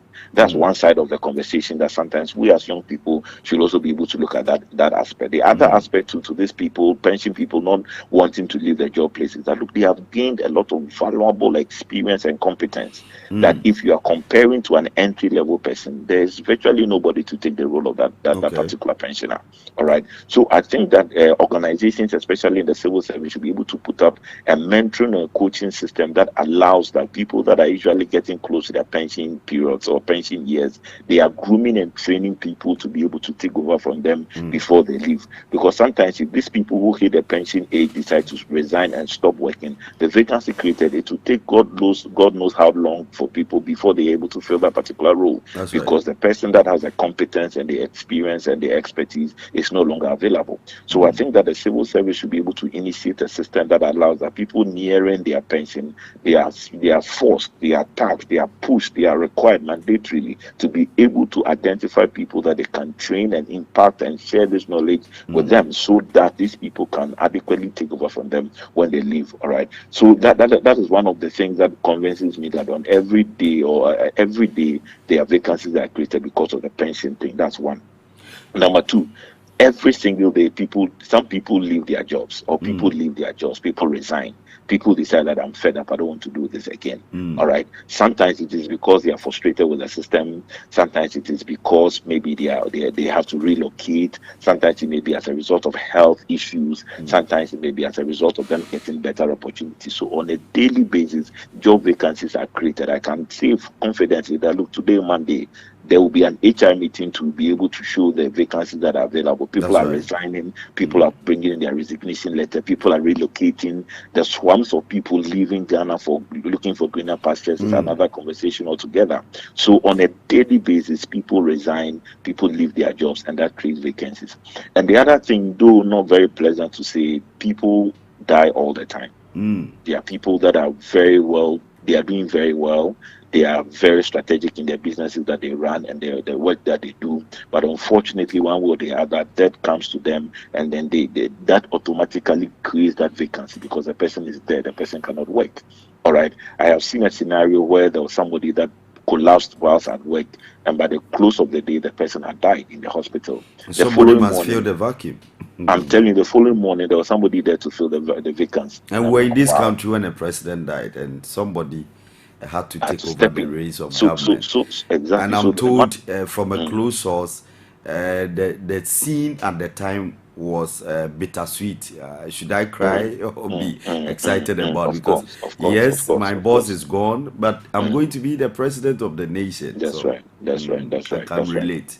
Exactly. So on that score, on a daily basis, people die, and unfortunately, once they die, vacancies are created, and those vacancies will have to be filled. All right. So these are some of the factors that draws your attention to that fact that almost every day vacancies are created, and also new jobs are coming up all the time. New companies are being formed, new businesses are being formed, new organizations are being set up, and some organizations are expanding into Ghana. They are looking for people to fill vacancies and all that. So if you think about all these factors that I've enumerated, it clearly tells you that look, on a daily basis, there are vacancies that pop up. So who is to be blamed for the high rate of graduate unemployment in Ghana? Where do we apportion blame?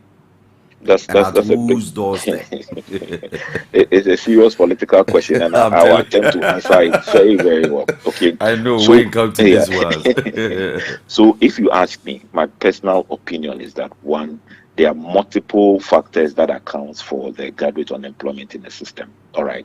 Now it is said that one of the biggest employers of our time is the government because of the civil service, because of the maximum the numbers that are available in the civil service and the public service. That creates the impression that yes, the number one employer is obviously the government. So if you are putting blames, I would want to also put blame on the government, not just MPP government or NDC government, but any government that comes into play has a role to play in ensuring that graduates are given the opportunity to work.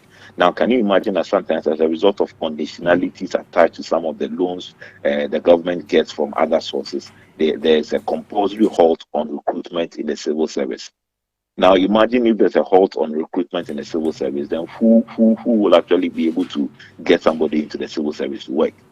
I work in the health sector, and there are times that doctors have graduated, they have done their housemanship, they are just waiting for financial clearance in order for them to be recruited, and they are still there waiting for this thing to happen. A lot of them. Nurses, people from the lab, people from all the other places. Technicians. You can think about that. Now, if you talk about teachers, there are scores and scores of teachers that are also waiting for clearance in order to be able to get into the teaching field. And even in the actual civil service, because there's a ban, or there may appear to be a ban or restriction on recruitment, there are lots of people that are just hanging by, waiting for government to open up these vacancies so that people can apply.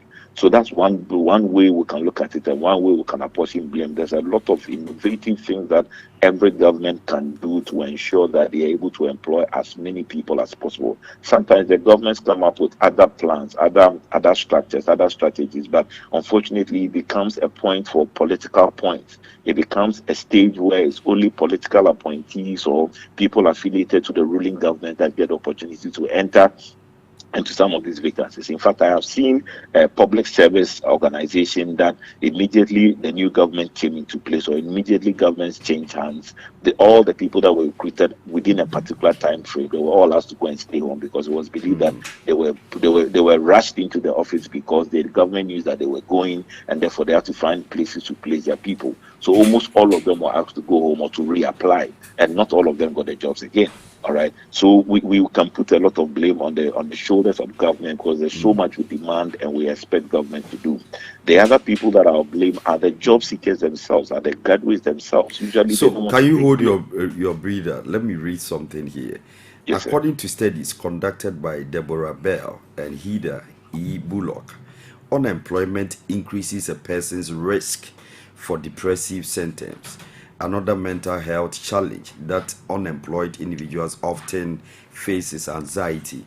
Unemployed people often have decreased mental health compared to those who are employed. Unemployed persons also often experience a higher number of poor mental health days than their employed counterpart. One more reason why you have to be aggressively and actively prepare yourself well to better your chances of getting a job. You have to join a league consort. I just read this to buttress your point.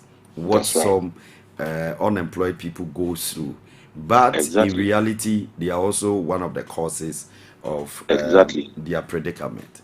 Yes, we have to sometimes blame them because look, people can go through 4 years of tertiary training and they don't even subject themselves to any form of internship or any form of on-the-job experience because they think that it's too much work. I'm going to do internship. I'm not going to be paid. I won't waste my time. I'll just memorize my points and go and write exams and pass and get a first class and all that. But at the end of the day, it goes beyond things like that. So sometimes too, we have to squarely blame some of the graduates, and it will surprise you to know that there are people that are unemployed, but they are not actively looking for jobs. They are there. They are just there because maybe they get, their parents to take care of them or friends to take care of them. So they are not even aggressively looking for jobs in the first place. And all these people are contributing to the numbers. There are people who have graduated from school who are contributing to the statistics, but they are like, okay, I'm waiting to travel outside the country, so I'm not even looking for a job, or I'm waiting to move or go and do my master's or go and do my PhD and all that, so I'm not actively looking for jobs. And all these people add to the numbers.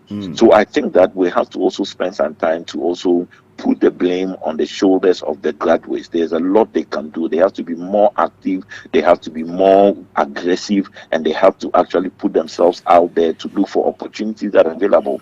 I was speaking to a graduating class in a tertiary institution. I was telling them that, look, out of all these people that have graduated, there are a number of you who graduate from school immediately and get a job, full-time employment to do. That is fine. You can embrace it. There are some of you not get a full-time employment, you may get a part-time employment. It may not be full time. They may ask you to come in as a casual staff. They may ask you to come in as a contract staff. They may ask you to come in to do part-time jobs. But I think that these are also opportunities for people to gain experience and also to show what it is that they're capable of doing. So for such opportunities, people should embrace. And there are people too who will not get a part-time job, who will not get a full-time job, but they have to create their own jobs. That's where entrepreneurship comes in.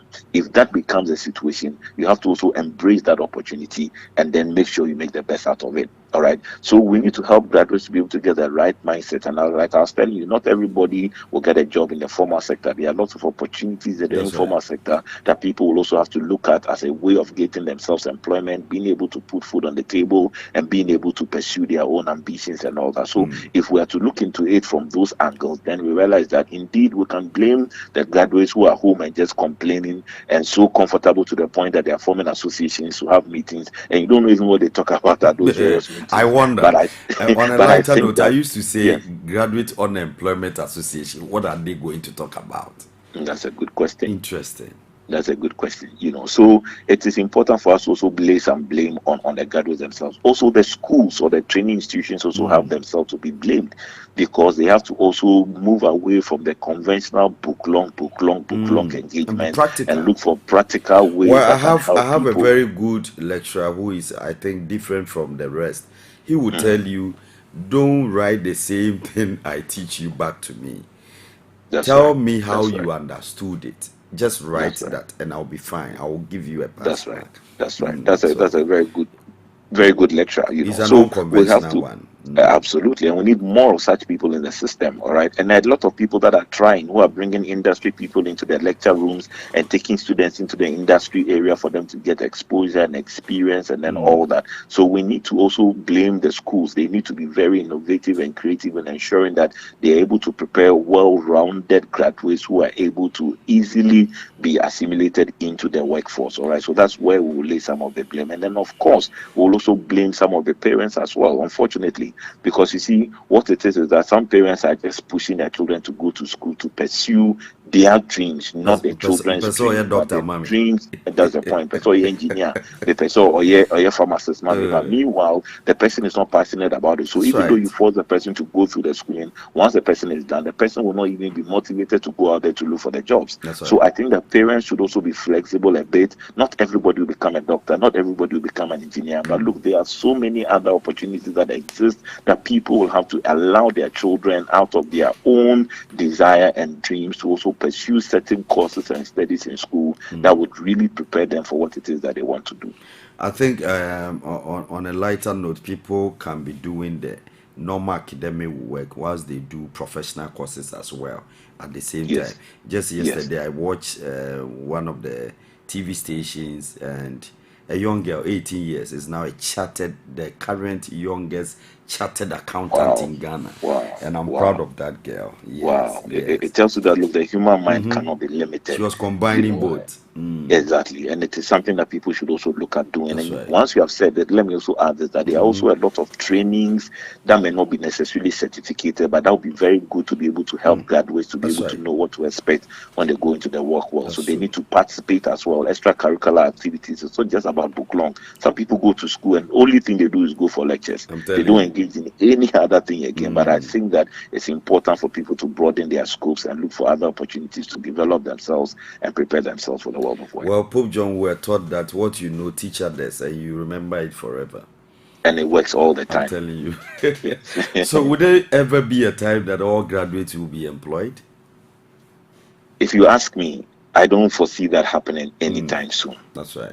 Because sometimes people just decide that, well, I'm not just interested in working in any other place apart from a bank because you have a certificate in banking and finance.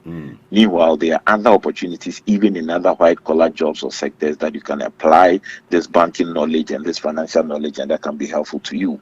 All right. And because a lot of people too are fixated on getting particular jobs, they get a job, the pay is not good, and they don't even want to start in the first place. Meanwhile, you don't have any level of experience, but you are complaining about salary, you are complaining about working conditions, and you can't even stay. And there are a lot of young people, young graduates who don't like to volunteer at all. They don't believe in doing anything for free. Everything they do, they want to be paid for it. And so long as we continue to have people with such a mindset in the system, it will always be the case that there will be a lot of graduates that will still be unemployed because people are not making themselves flexible, to be able to adapt to the system, to be able to make the best out of the opportunities that comes their way. So if there's going to be a time that there will be graduates that will be all employed, I don't foresee that happening anytime. So that's one more reason why people should be aggressive. Don't assume that once you have graduated from school, it is a damn deal you get a job to do. It doesn't work that way. You have to make a conscious, deliberate effort to be able to learn the other things that you may not be taught in the classroom, get the training and exposure and experience that you may not get in the classroom, and add that to your certificate, and then you put yourself in the right position to be able to get yourself a job.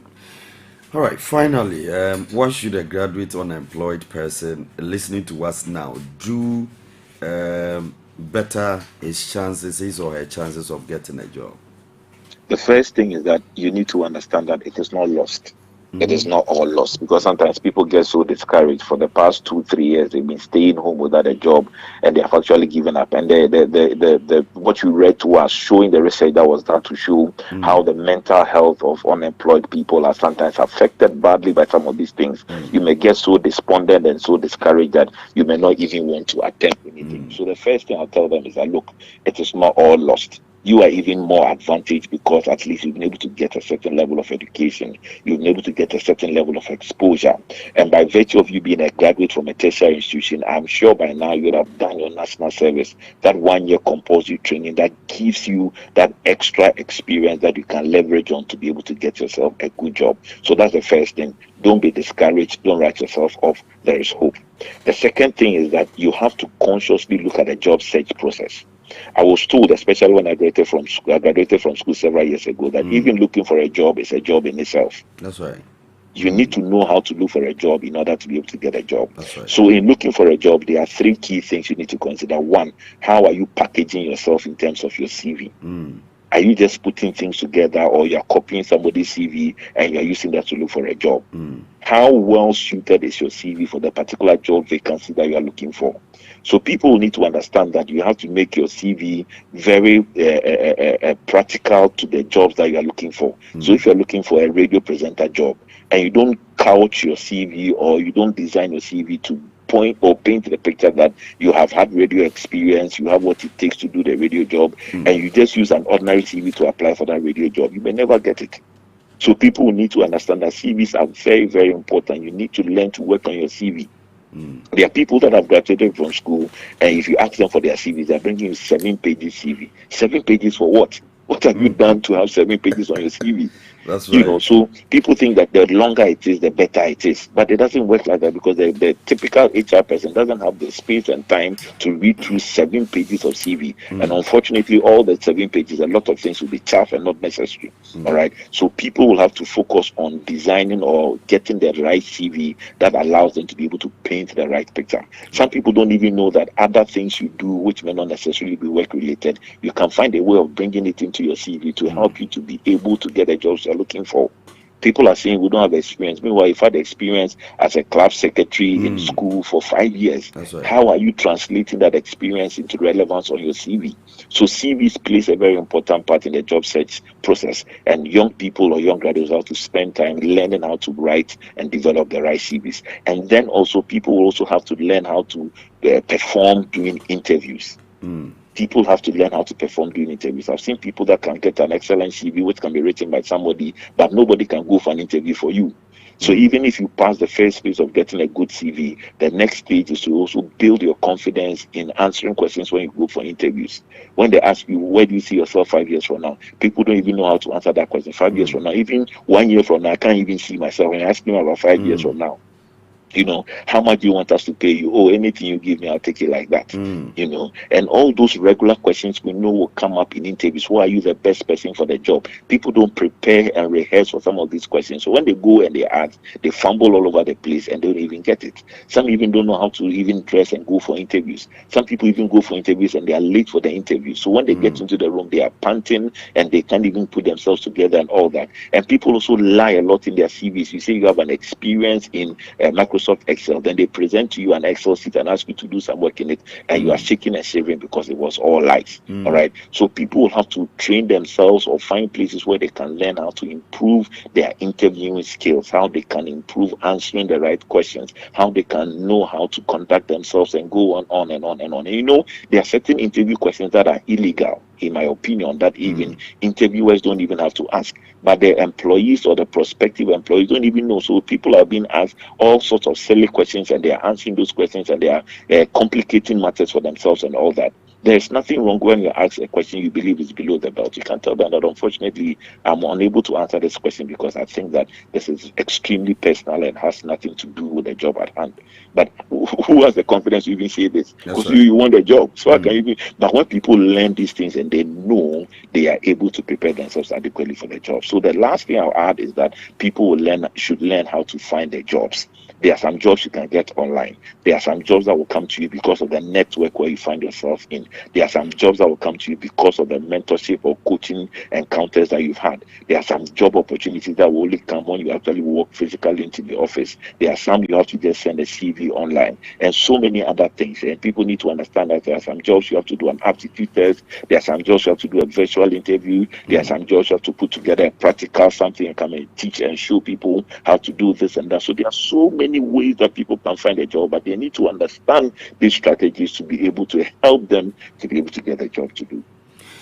Amazing. So we are gearing up this Saturday. Yes, sir. We are coming in our numbers. Great. BAM Library Conference Room at the University of Ghana. Legon. So can you put out your numbers to call maybe? That's right.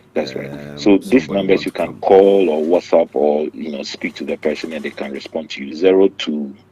0243317275. 0243317275. Once you call this number or WhatsApp this number and you want further information, the information will be made available to you, and then we can get ourselves ready for Saturday. Thank you, sir. Always welcome. Hope to see you tomorrow. Thank you. Sure. God Thank bless. you too. Bye. Always a pleasure and a blessing to speak to John Appiah. He is the president for African Chamber for Youth Development. It's time for sport. The professor of sport is here. He's missing in action. I don't know if he was going to America. I don't know where he has been. And his absence has really been felt. Because a lot of people are calling, where is he?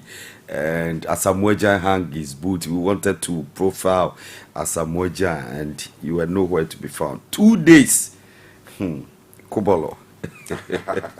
Eric Mens. Good morning. Good morning. Morning. How are you doing? I'm doing very well. It's been a while. Yes. Get your microphone closer because today we have to talk. It's been a while. It's been a while, sir. It's been a while. Wow. Yes, So you are welcome. Thank you. How are you doing? I'm doing very fine. So what's happening in the world of sport? Standing up for the champions. A lot is happening. Yes. The Meteors. How can you allow? What's the team? Is it Congo? Yes, they are Congo. Yes. To score 2 goals within 1 minute.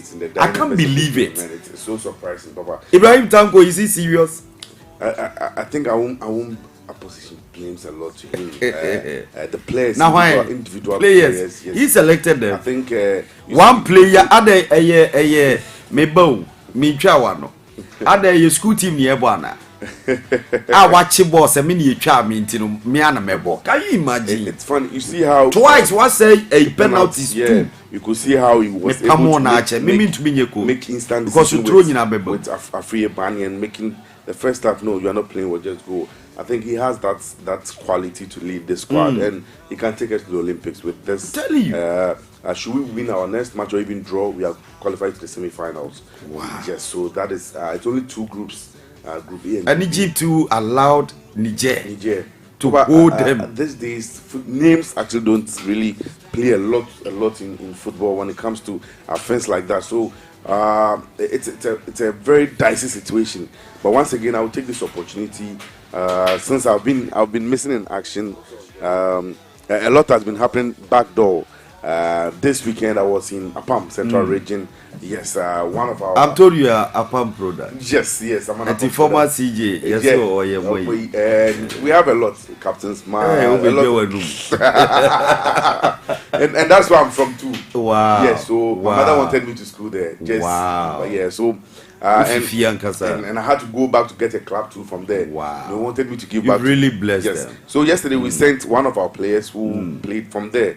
Grew up from there, sent outside, came back, so we had to just go and give back to them. Wow. And we did a very nice ceremonial event for them. The chiefs were there, people all over, the kids. We wanted to motivate them so that they will know that they can also do it. Wow. Once they have the life, they are pushed to do it, they can do it. So I've been missing for action. I have a lot on the plate. So tell us. Yes, we are ready. a lot what's happening in the world of sport? Interestingly, I'll start with the Black Meteors. You know, Ibrahim Tanko, this is the second time, and surprisingly, this might be his last. Should they not qualify for the Olympics? So he's really up for the task Being now. in charge of the first, and this is the second. Yeah, the first one they were the fourth. They ended the 4th position. Okay. Yes, in there. Then they couldn't qualify, but this time around, they had to. They've given. It's a must. Yeah, they've given him all the tools and the support to go out there and just deliver. And if you can't deliver, this might be the end of your tenure with. And he can. I think he was Cameroon assistant coach a time ago, 2-3 years ago. Okay. So he has that knowledge to even coach the senior national team. So this is a very big task for him to just gear to the senior national team. So yesterday, a lot of conversation. They started the game well, but how the turnout was very poor. 7 minutes injury time. Yes. Allowed your opponent to score 2 goals within 1 minute. And your one player spoiling 2 penalties. Yes. I can't believe it. Free now you are born about penalties.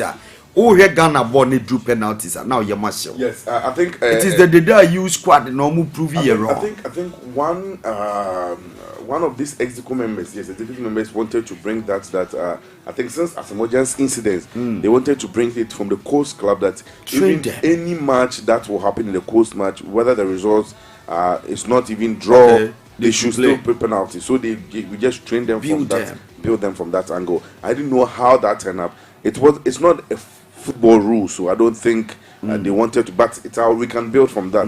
Since we are building a DNA for our football, we can still push that into it and then get there. But surprisingly, as it stands now, we are still leading the league log. And I think Morocco too is there. Yeah, Morocco is there. And on Tuesday, that's tomorrow, we are playing Morocco. And it's a do and die affair. It's going to be tough. It's a very tough one. But should we win this match, automatically we are in the semi-final. Okay. Yes, because it's only 8 teams that qualify. So team A, team B, and this is how the table is standing. Ghana leading the league log with 3 points, and Morocco also in there with 3 points. Congo, yes, Congo, they lost, and Guinea-Bissau also the bottom on the table. You go to the Group B, we have Mali, Egypt, Niger, and Gabon. Yeah, so Mali leading the league log yesterday after their game with Gabon. It was surprisingly how Gabon scored the first goal and they had to lose the game. Yes, and Egypt also, Egypt and Niger, it was a surprising turnout. Yes, because they were solid. The defense from the midfield. Yes. And the Niger side, we have a Ghanaian player in there. Amazing. Yes, he was part of the under-17 squad that went to India. Yes, Dan Lad, our keeper's teammate. That's right. But surprisingly, he couldn't get feature for. He said he hadn't been treated well, so he had to just turn out and naturalize. Yeah, I think his great grandfather or whatever is from there, so he had to just find. And he's now making effort there. So I think it's a very good event. Is it not that? Yes, Papa. And this is how it's going to happen. On Tuesday, Ghana taking on Morocco. Yes, and Congo taking on Guinea. So that is how it will turn up. And surprisingly, the next feature also for the next day, that the Wednesday, will be for the Group B. So we'll bring in turn up event, how the event will go up. At the Ghana Football Awards, finally yesterday I came late. I had a special invitation. I had to just pass there. That's right. Just go and witness how the event was turning up, and I must say that kudos to the organizers. It's something that I think last year I was there, I was present. But what happened last year was due to the footballers, this is the time they are home. But surprisingly, they did it getting to, I think, July, ending of July. So a lot of them were absent. So all the winners weren't available. But this time around, they did it this time around so they can get a lot of the footballers to come around. And this is how the event turned up. The winners of the day here. So official 2023 Ghana Football Award winners. Mohamed Kudus winning the best player of the year. Of men's, and Victor Osimhen, your player, winning the best African International Awards. I sent his reps to come to Ghana for it, but Kudus was in town, so he went for the award himself. Yes, we have Enes Nuama, the young chap with the under 23 was fantastic. So he won the Odati Lamte Future Star Award. That award has been named after Odati Lamte, so he won that award. And we have Samson Iduku, the DNA man, exactly. So we have Samson Eduku wins Home Based Footballer of the Year award. Yes, it's a very fantastic job. And we have Mariam Ponsan wins the Home Based. Is it the girl who won? Yes. I just got that girl.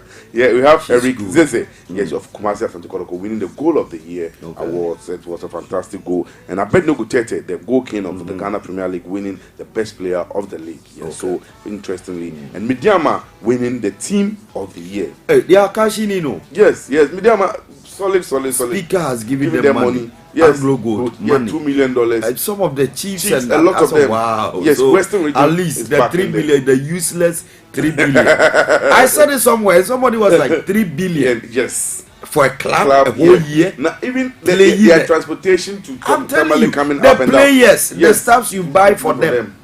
Come on. They couldn't. 3 billion. I think this is. We are hoping that they will do, and they will go to Qatar with Execo, and even the management committee will be earning $100,000 Wow. just for following the team there, and a winner of a cup. Oh, Sikano Munyandi. Yes. 3 billion and cry. Useless. And interesting, we have Evans Adote wins the men coach of the year. Yes, Evans is the head coach for Mediama, wins the head. Yes, and Felix also winning. Felix Shea winning the goalkeeper of the year, and the female team of the year goes to Ampim Dakwan ladies. They did the back-to-back. Yes, they've been fantastic this particular season. Yes, it's been a fantastic event for them, and how things turn up. Mohamed Kudus is also in the news. They are Chelsea. Yes, Chelsea hovering around. Yes, Kai Havertz. Yesterday they went for Laporte's birthday, Manchester City defender's a wedding. And Kai Havertz and Jorginho were there. They took a picture. Jorginho put it out there with some emojis, and people are assuming it's a done deal. That is how things are. And Brighton also wants Kudus very seriously, but people are if they allow me, you should go there. Yes, to build. to build the English and team, have the first, because the English team, any of the teams is okay. Okay, exactly. So if you have you are going to be part of the first 11, that's enough. That's enough. Exactly. Then go, these teams very soon they will be putting you on the bench. The playing time, that's my problem. It will be limited. It will be limited in so many ways. So that is how things will turn up. And Manchester United also wanting the Inter Milan goalkeeper, that is Onana. Yes, Andre Onana. Wow. They really want him badly because what's your what's our yes. So Manchester United really want the player, and a very solid player. I think over the weekend I saw him and one of his teammates. Yeah. I think they were playing on Sakura Park. Yes. And he lives an easy life. When it comes to Africa, he doesn't be a goalkeeper. You always want to play. Okay. I have a friend, Roger Miller's son. Okay. He was a teammate for the player I sent to Accra. Okay. Yeah, so he was. Normally I will be talking. They are roommates, so I will be talking. Okay. When he comes to town, he's more like a player. He just doesn't catch. That's why he like dribbling. Yes, you know, he made some mistake. Some tight one. They would have. Yeah. They could have scored that. No wonder you always want to dribble before and the World kicking the ball. The World Cup, he was sent home. Okay. He was sent home. Yeah. They had fracas with now, the coach. so Cameroon, what's their stance on his case? His case, they had to go to him, and he's a fantastic keeper. They had to go to him and talk to him. Probably the coach might be sacked. Roger Song might be leaving, so he will still have his chance because the coach wanted a traditional keeper. Don't use your feet, just catch it and give it to them. Don't be. But these days, Pep Guardiola's philosophy has really emanated from a lot of so it's taking impact on the game. So and after the Champions League final, Pep Guardiola even made a statement that if without this goalkeeper, they would have scored Inter Milan like 3 goals. He's been fantastic with the feet, the distribution, even getting to the closing of the game. He was even at the center pitch, wanting to score. Wanting to score. So it's a fantastic. And then, Papa, the Saudi Arabians are in the news again. Thomas Partey, Papa, they rejected any fee for that. Papa, 200 million. I wanted to even ask you this question. Should Partey stay in Europe? No. He should go there. Partey is 30 years now. He can't play much. Yes. He's done. Juventus active football looks more likely than to have him because he still wants to dominate him. But Africans, I wish. About Champions League, but he should just go make the money. 100 million. Oh, we are better now. One baby, Eddie or Beji, on GDB. It's a huge money. Nobody's, a huge money. That this year was smart. I wish I could convert that to Ghana city. I'm telling you, how much? A lot of money. A huge one. And these Saudians are not giving up. Officially, not officially though. Firmino from Liverpool is on the verge of signing for Al Hilal. And it's going to be an interesting event from that angle.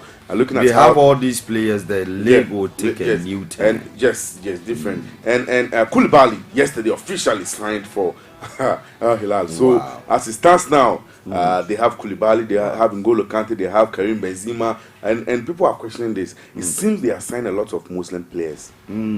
All those officially signed are Muslims. Wow. And they want to make their religion powerful. They want to give money to them. They know what they are about. They want to rule the world. And if we don't take it, it's going to happen. The one world order. Yes, and and how things are turning up. Yes, they are still trying to push in and bring in the big names so they can come there, get their attention, and look for bidding for the 2030 World Cup. So as things stands now, maybe it might be turning up an interesting event for them. Mikel Arteta is also in the news. PSG officially contacted him that they want him to come and take over, but this is the statement from him. I can only say that I'm happy at Arsenal. I feel loved, also appreciated by the owners.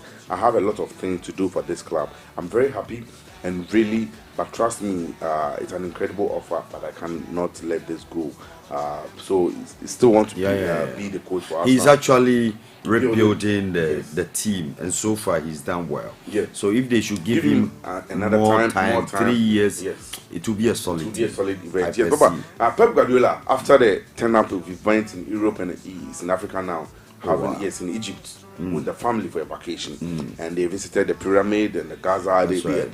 They want to trace a lot of things, so they are just learning. And the Egyptian national team, went to him and told him, we want you to come and coach the national team. And he said it's a very interesting offer.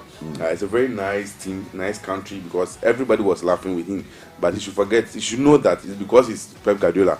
That is why he's receiving this this interesting smiles from them. And it shouldn't just he said he can look at that maybe after his tenure with Man City, looking at going to a national team. But it's likely if he wants to go to a the Spain national team, whoever is the coach will be sacked and he will go. Mourinho also in the news. Before the World Cup, the Portuguese national team contacted him. The FA contacted him to come and take over, but he said he still have some interesting offers to do in Europe in club football. So he's still contemplating whether to go to the national team and see how things will turn up. Yes, Benjamin Mendy today. They are going to sit on his case. Yes, and the trial of Benjamin Mendy is set for today. That's Monday. Yes, Benjamin Mendy. So Benjamin Mendy has been Benjamin Mendy has been acquitted of all the previous charges, only left with 2. So the 2 is what they are going to sit on now. It was, I think, 9 or so, and 7 had been dropped. Yes, and I wonder what is going to happen to those who falsely accuse him. Should he also? No. He can also sue them for a lot of money. Yes, if I'm suing you, and because it has cost him his career.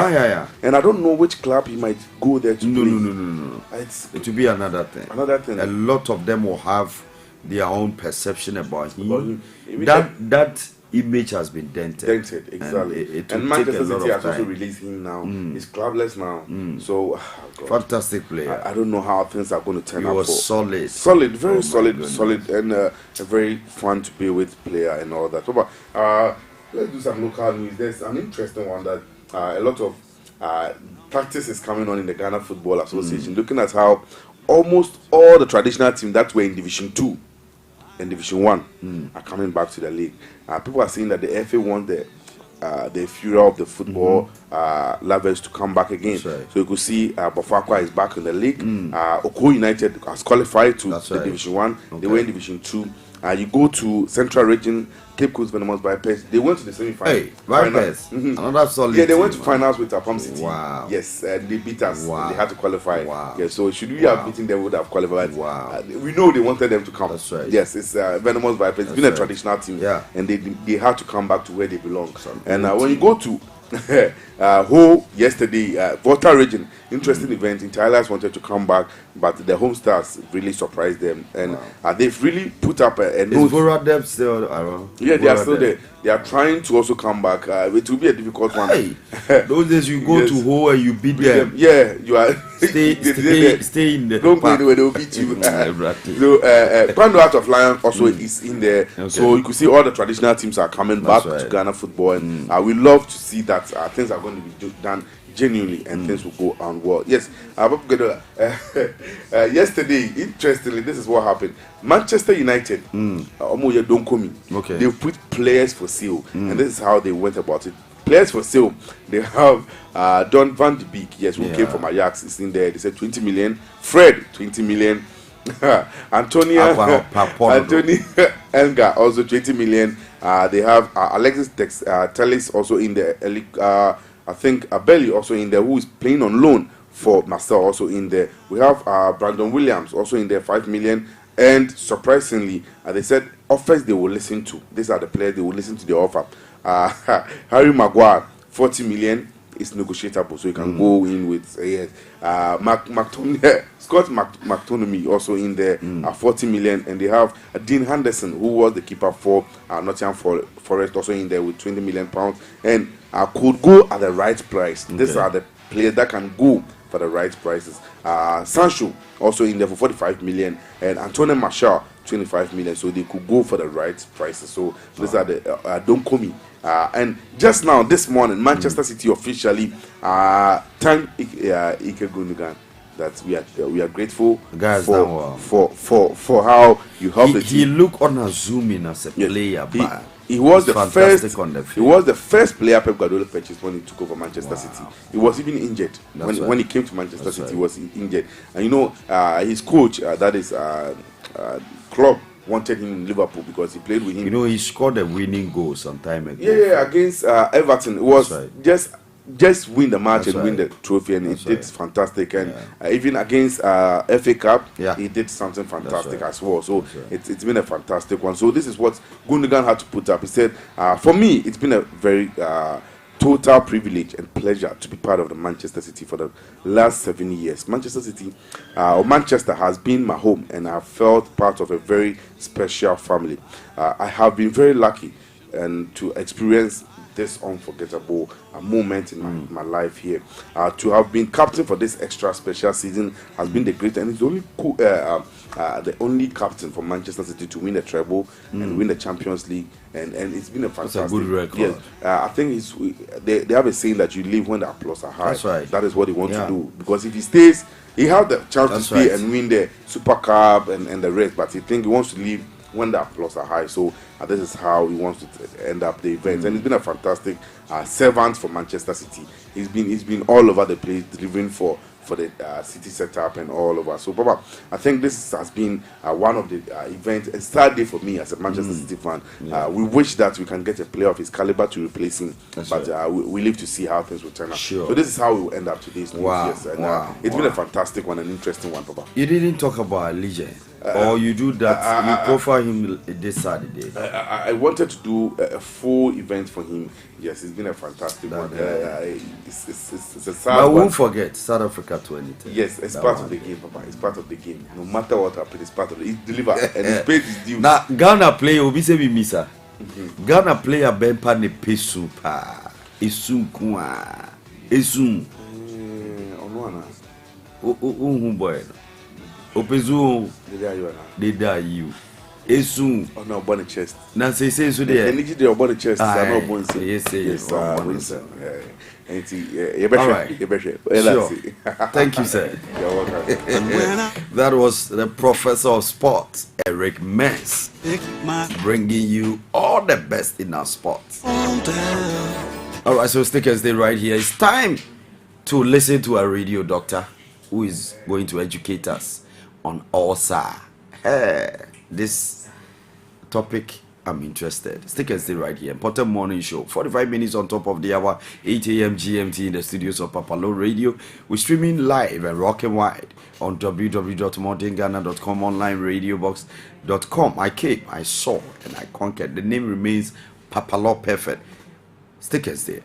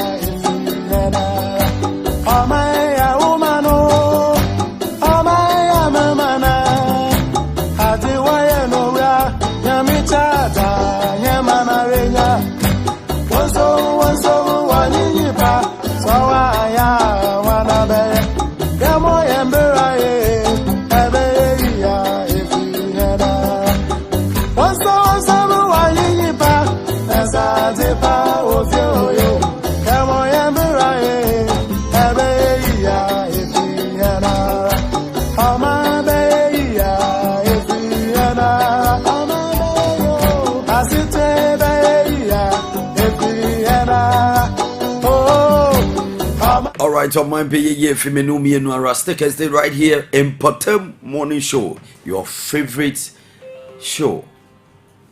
We have on the line to educate us on peptic ulcer. Peptic ulcer. Have you heard this disease before? Dr.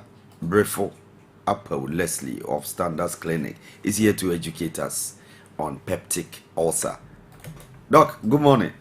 Good morning, boss. I'm sorry for keeping you on the line for far too long. Forgive us. Okay, no problem. No problem. So how are you doing? How's the family and your patients? Oh, I'm fine and everyone is fine by the grace of God. We thank God. We thank God. So as usual, healthcare in Ghana, your take. As usual, there's more room for improvement. Yes, we have to. Health workers have to do their best so that we save lives. Yes. Thank you. Doc, today what are we treating? I'll take you through peptic ulcer disease. All right. Peptic ulcer disease. What is peptic ulcer? Let's separate the two, peptic and then the ulcer. Now, it's more of let's say a sore that develops on the lining of the stomach or the duodenum. So that's why we have this peptic ulcer. Yes. So a sore that develops on the lining of the stomach or the duodenum. Yes. And it may be duodenal ulcer or gastric ulcer. Duodenal ulcer are more common and occur more often in younger adults, whilst gastric ulcers usually occur after middle age. Yes, so this is something small about peptic ulcer disease. So, Doc, what are the causes? Okay, causes of peptic ulcer disease. Yes, sir. One, we have an infection called the Helicobacter pylori. That's what we call the H. pylori infection. So if you have this infection, it accounts for most cases of peptic ulcer disease. Okay. So, one, we have the H. pylori infection. Two, we have drugs. There are certain drugs that you take that can predispose you to peptic ulcer disease. Some of which are NSAIDs. When I talk of NSAID, we have the non-steroidal anti-inflammatory drugs. Practical example, we have Brufen, these diclofenac capsules or tablets. Yes, so these are common drugs that cause peptic ulcer disease. I see. The reason why these drugs cause peptic ulcer disease because these drugs interrupt the mucosa permeability barrier, rendering the mucosa vulnerable to injury. Doc, can you take time to explain that terminology? Okay. It's permeable. I know that one. I understand. Yes. And you see, the stomach is made up of a lining. Okay. Get it? And this insane disrupts the mucosa permeability, the ability of the lining to prevent substance from entering it. You get it? But these drugs make the lining permeable to injury. That's it. So as many as 30% of adults taking NSAIDs have peptic ulcer disease. Yes. And another cause of peptic ulcer disease, we have lifestyle. Our own lifestyles can cause peptic ulcer disease. So what about those who are starving? Those who starve? It's part. Okay. So it's also part of the lifestyle. Because you see, when you starve, we've been made in such a way that the stomach every 4 hourly, the stomach. There must be something inside. Yes, it secretes hydrochloric acid. Wow. And the hydrochloric acid should it aids in digestion. You get it. So if you don't eat and the hydrochloric acid is released, it gets into the stomach. So let's say acid pours on your body, what happens? You get it. You get burnt. So yes. So if you don't eat, if you starve, hydrochloric acid, when released, will get onto the lining of the stomach or the lining of the duodenum, and by so doing, it renders the mucosa vulnerable to injury. Please, you get it? Yes, sir. So our lifestyle modification. So starving is part, or fasting is part. Another point, we have smoking as part of the lifestyle. I see. Smoking accelerates gastric emptying and decrease pancreatic bicarbonate production. So, of course, content so if the santem and another thing, so interestingly, most of them don't like eating. And it also decreases pancreatic bicarbonate production. So by so doing, there's excessive secretion of gastric acid in the stomach. So if this is done, it results in a sore that develops on the lining of the stomach or the duodenum. Please, you get the point. Yes, sir. And the lifestyle too, we have people who take in coffee. even though there is a little evidence that suggests that caffeine intake is associated with increased rates of duodenal ulcer or gastric ulcer, but it plays a role. So the intake of caffeine can also predispose someone to peptic ulcer disease. And we have tobacco use can also predispose someone to peptic ulcer disease. The fourth point of the causes of peptic ulcer disease, we can have severe physiological stress. Stress.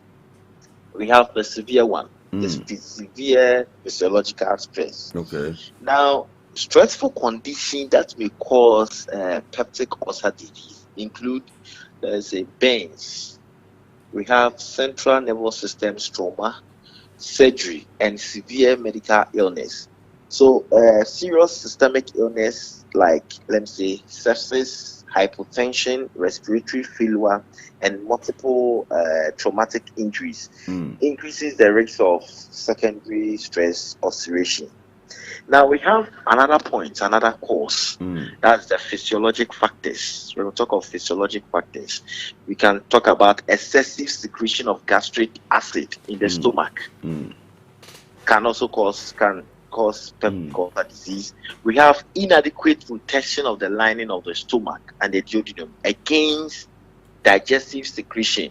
That's when I talk about digestive secretion, digestion in the body. We have HCl, hydrochloric acid, and we have pepsin. So hydrochloric acid and pepsin. So if there is inadequate protection of the lining of the stomach against these digestive secretion, it can predispose someone to peptic ulcer disease. And another factor, or another cause of peptic ulcer disease, we have genetics. When we talk about genetics, family history of peptic ulcer disease. Now, research has shown that more than 20% of patients have a family history of duodenal ulcer. So it runs through the family. I see. It runs through the family. And there is also some of, in addition, there have been some observation between duodenal ulcers and people with blood type O. Okay. Yes, so people with blood type O normally have this peptic ulcer disease. So, Doc, why? Why? The reason for this apparent for this genetic association is unclear as of now. Okay. But most of them, the cases you have been encountering. Yes. Okay. Yes. Because I'm O negative, that's why I'm curious. Okay, so you have to be very careful. So I'm O positive, and I'm very careful about it. Yes. So these are some of the causes of peptic ulcer disease. Thank you. All right. So let's look at the signs and symptoms of ulcer, peptic ulcer. Okay, we have this episodic abdominal pain. When we talk about abdominal pain, stomach pain, let me put it, a layman will say stomach pain, and this is aggravated by diet. Some of them is aggravated by diet. If I say aggravated, it is worsened by diet. So people, some of them after eating, they have this stomach pain or this abdominal pain. So that is it. And another point, another symptom, we have the dyspepsia. When we talk about dyspepsia, we have upper abdominal discomfort. So we have abdominal pain and we have abdominal discomfort. I say, and better. So it comes with, let's say, belching, bloating, abdominal distension, and fatty food intolerance. Okay. Please, you get it. Yes. So the patient will not be able to tolerate fatty foods. Okay. They will see the abdomen distended or bloated. You get it, and they'll be belching. So another symptom of peptic ulcer disease, some present with heartburns. Okay. Heartburns and chest discomfort. Heartburns and chest discomfort. There is also, we have what it called the hematemesis. When we talk about hematemesis, it's about vomiting blood. So it's not people. Whenever someone sees blood in the upper part of the body, let's say in the upper respiratory tract, let's say if you vomit blood, they think it's more of upper respiratory tract infection, like That's right. Tuberculosis and the rest. But no, when you vomit blood, it could be a symptom of peptic ulcer disease. Wow. And also we have the melena stool. When you talk about melena stool, we have melena. When you talk of melena, it's bloody stool. Okay. So this hematemesis or melena results from gastrointestinal bleeding. Get it?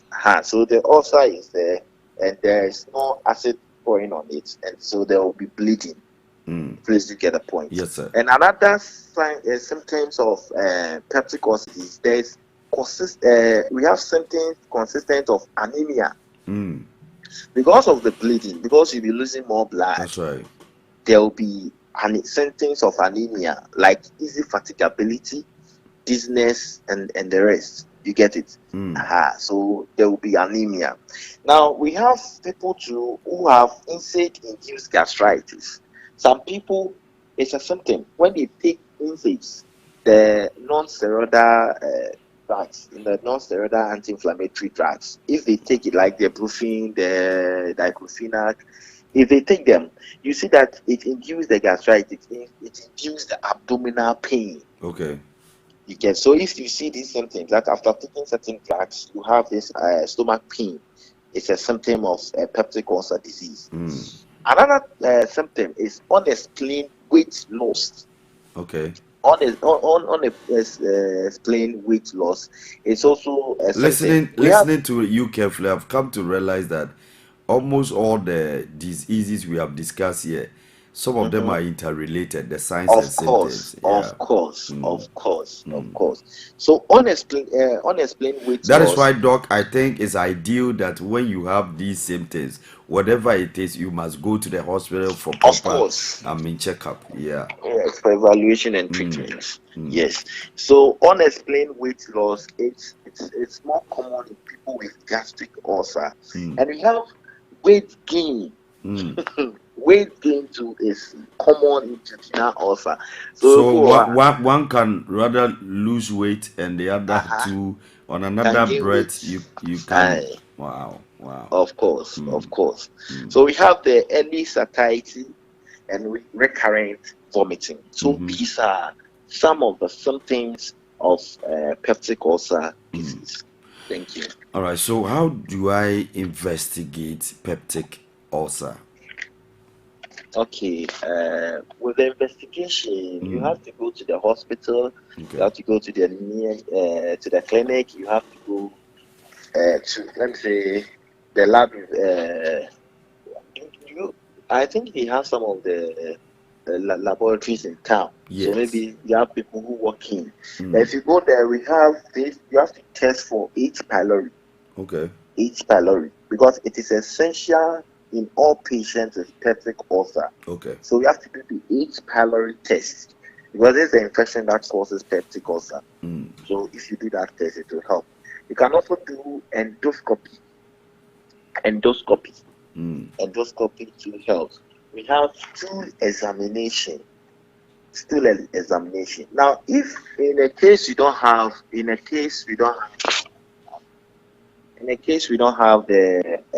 endoscopy, you can do the barrel meal. That's if they don't have the endoscopy. So these are the lab investigation we do for peptic ulcer disease. Doc, I've realized that a lot of people will say my ulcer is here, or in because my ulcer number. Is it a seasonal thing? Does it occur intermittently? Or is part, somebody will say, I have ulcer. Those who have also accepted it, and those who say, my ulcer is in, or around this period, this is the experience I go through. Now, the ulcer comes when the aggravating factors come first. So let me say, if you are not eating, the ulcer can come. Okay. If you are taking these NSAID drugs, we have, as I said, we have the NSAID-induced gastritis, so the ulcer can come.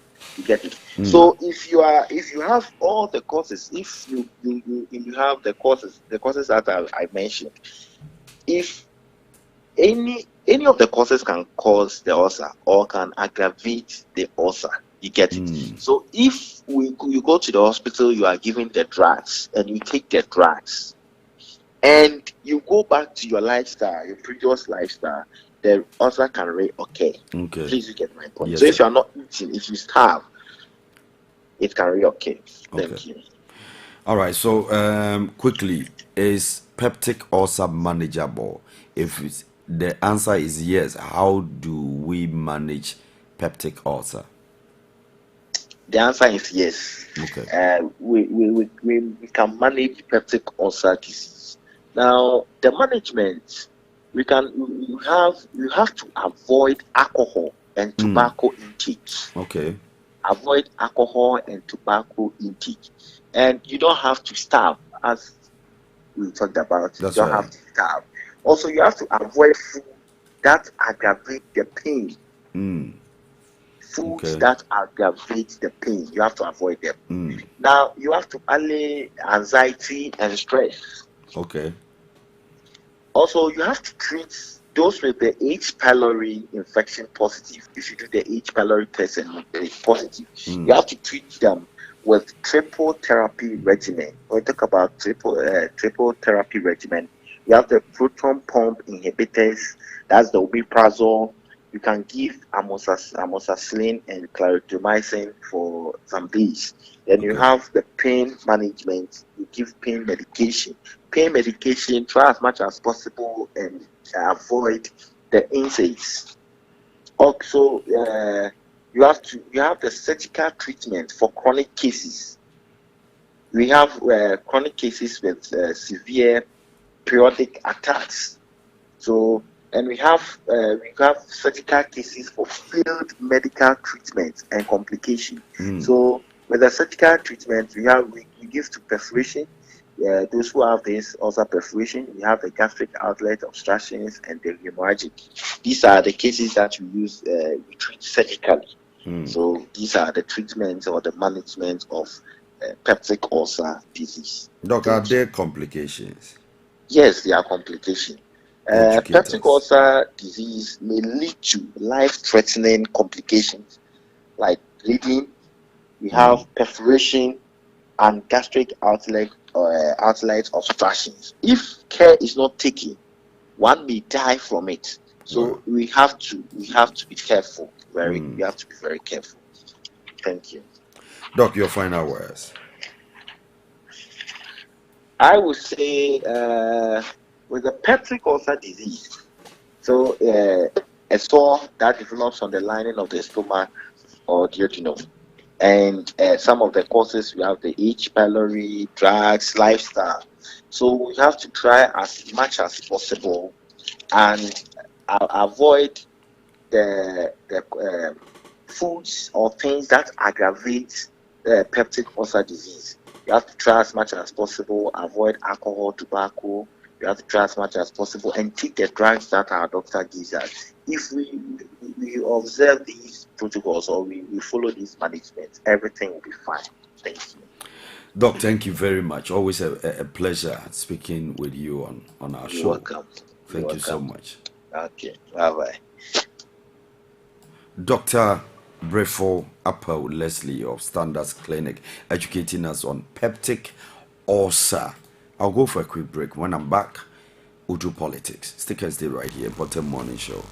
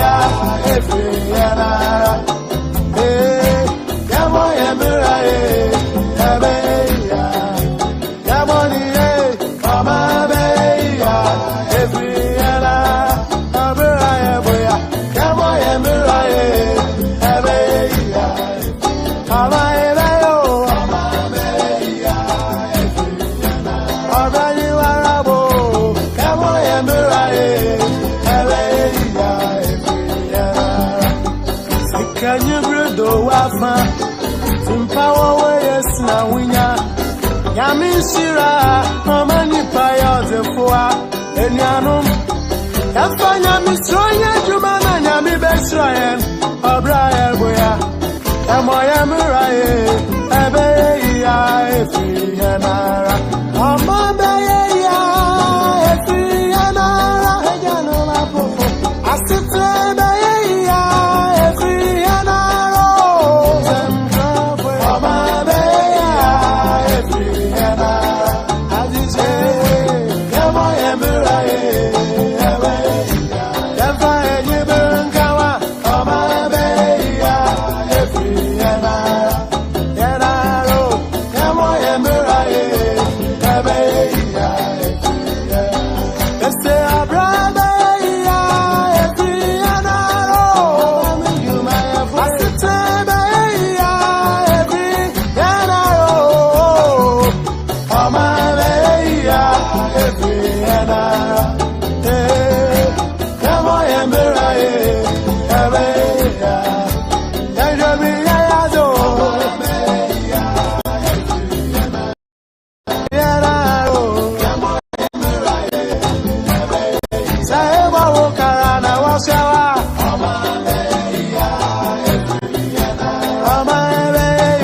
On my be year, enemy new me and 10 minutes on top of the hour, 9 a.m. GMT in the studios of PAPALAW Radio. We're streaming live on www.modernghana.com, onlineradiobox.com. When it comes to politics in Ghana, it's getting so interesting and intriguing. And over the weekends, all the political animals from both side of body politics, the Npp and the NDC, the ideology. The LPG on the other side is saying we need to break the ideology. As to whether or not they will be able to break this ideology, all the political animals from these great parties were at Senate, and all of them concluded their campaigns. Today, nobody is doing politics or campaign in a Senate. You can be doing it, but not open campaign. I have on the line to speak to this particular issue. These two great gentlemen on the line. Honorable Razak Abdul Hussein is the NDC Secretary for Medina, and then Honorable Kofi Amponsa is a team member, a communication team member of the Npp Ayawaso West Wogon, and then the National Communication Officer. Honorables, good morning. Good morning, Doctor. Good morning, Doctor. I think Yabeka Chi Kakra. Honorable Razak, are you okay? No problem. Because of Honorable Kofi Amponsa or no PP. Oh, now Brofobas were Meso Menenibeshi. And I thought Razak at Medina Hay, the Netrianoka. You can't Brofona catching Kakana, catch Chinese new French and so account. French, they know Beko by Chinese, you'll be between French, they know Bekopa. And yeah, no interruptions. Member be at 10 minutes, we be 7 now. No, dear year, no. If are near to us, so be funny 10 minutes. Who are about us at Bema Quine, and also member be at 5 minutes. Ye discuss it as say not election. Now, me call Honorable Razak, so Honorable NDC a company said the beya mobile retaining, and now for lack of better word, mobile taking the seat back. And now say mobile seat no because modia emra ena aba ho ama yes ankoto ho aba nti ye befa ne se ade a na mukutam ene age afimu se na mpese mo sai ege ne back campaign koso no mampanyi dada John Dramani Mahama SNP say Jachikoisen is the right man to be voted for come tomorrow. Honorable, mo campaign mo nyina so ene say kwan mo befa so a mo beji seat no edien na o catch the listeners see as say sadie we nti Jachikoisen ene bewini. Yo apostle with that pan ye. Yes sir. Na medical so na Medasida kese amotri den for Nyankopon. So with me any ababishi man I PM we wo refidi so and down pay. That's right. Na me kan chia PAPALAW radio for nya omodo papa omutie so pa. Da obi bia se sa omanya adaje and na pom so omutie no ma contribute se na be ya oman no be koyi na so oman be yi.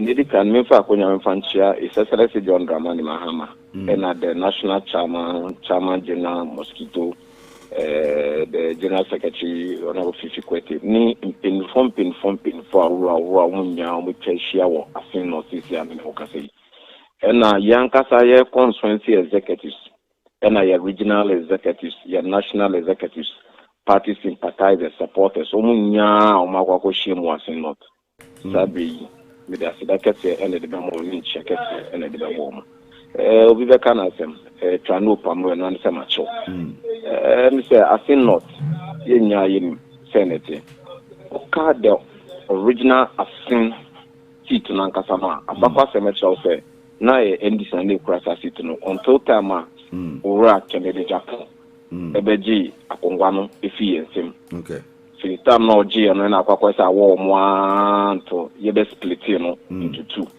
Ye split no yenya asin north and I miss asin central. And you know samrena sa split no by no and yenya mu a almost I think the other side no almost abenya ekitam ana uraja chikwesi almost be pm. Now uraja chikwesi no nya the first time near in 2020 no nya the first time near wa base and call contest. And on so no ankasa no hwa ne papa bakosem so kire se ne papa and ne be betwem na ne papa na I think one of the first government appointees was Sakru. Okay. Ne papa adi adwuma o de aboa timemufo a omo sa asin north no. Ntino adi bia ye meka se owura Jachikwesi onye o e wasin north. That's right. Oyo bia like Bushana, a fini papa, a baby CMB, no, almost Juma, almost a bois as a north for. And you see the Alfikian or sorry, I saw contesting. Into no, your friends, an indigent. That's right. Or you be a one a war, I want to know me, as an or question, or could 2 pound question the brass will be. So, in effect, no, Ocean Kofuna, what to Abanomano. With me, in near move the Muse as the MP representing the particular area.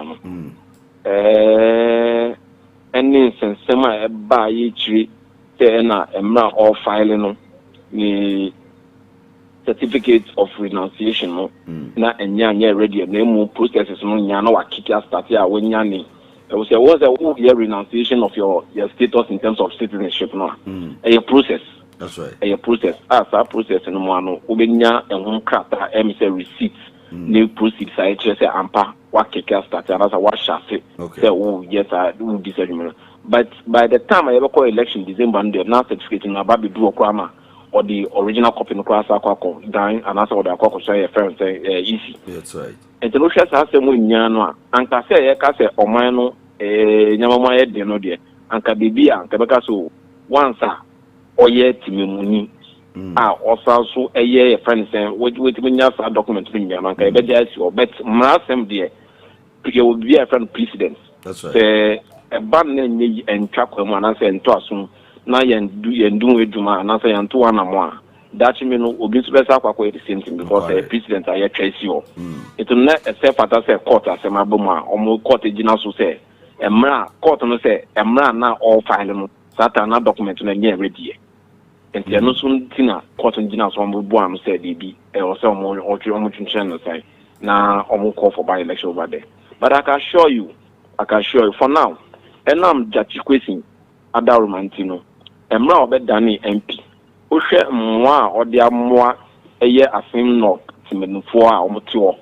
Oshe and Juma or the about ne or more individual support these or the more near that day. It was no surprise and then. By election here on one or say Mama not and or can be or say about to say obi kunu and also obi impose obi at the amassing not for why crowd so obi at the amassing crowd. And in when no nyano a message is clear to the good people of Asin North. Ena Jachikwesi no ena mono sunti overnight shoddy development apa could do as in not. Because say ye didn't be court na ye benya development aba and the best to amano. Na mo that no court na development mbra. Na ya sa to amano. Na mo san fa no court. Na mo san enti simumbra on because I can assure you say do na o makokodo on bebe no a obi okwa onim as not on si on podai. Na enam Jachikwesi ntino and then as not akwa krabehwe. A better center of attraction, honestly. Yes, we are seeing now Obia Chanini Edishon. And the international community, they are monitoring, monitor every single activities within that particular constituency. And it goes to tell the MPP say, and then I think we say my media or your friends are audio be interview. I think we won baby. Also say Anka say the end there. Now you development there. Exactly. Also what Obia MPs no move development. Yes, development beba. You get it. And then say development beba so obi so di need about to also say they will be call every in court. Say akwa so we be a trainer because of class 17 and then court also na enya development because I feel NPP abana matimem phone say abroad ni be yi na omudidi omo. Let us say a konya no ewo so on betimi aba develop the communities. But because of a brony being no omumba. And to say they do by election kwandi say ya twe obi asin san say court in the Kata 70 and I say be a MPV and no dey development no mo dey beba. And so this is the thinking of the citizen now, Apostle, which is very dangerous. Because the MPs their life is at risk.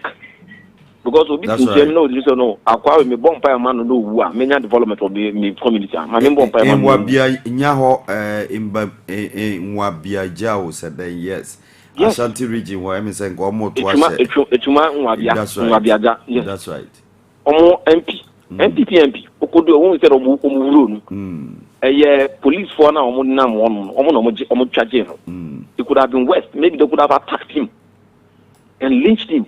And he's gone, and by-election will stop, and then on development. So, the truth of the matter is, for us not there, Jachikwesi Wabedani, the friend says, the world's most wanted person.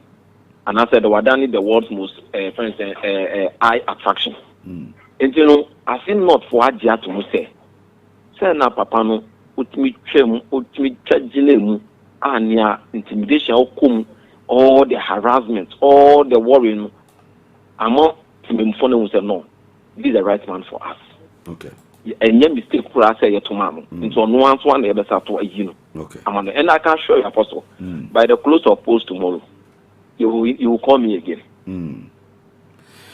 Honorable. You know, at the end of the day, we share messages call. That's right. Ghana gas, Aslo theft, overnight, Omokusi. Commission, the battle is the Lord's and not for the humans. Politics is interesting. Some of the political cliches, when you are in opposition, it will work in your favor. When you are in government, it works in your favor.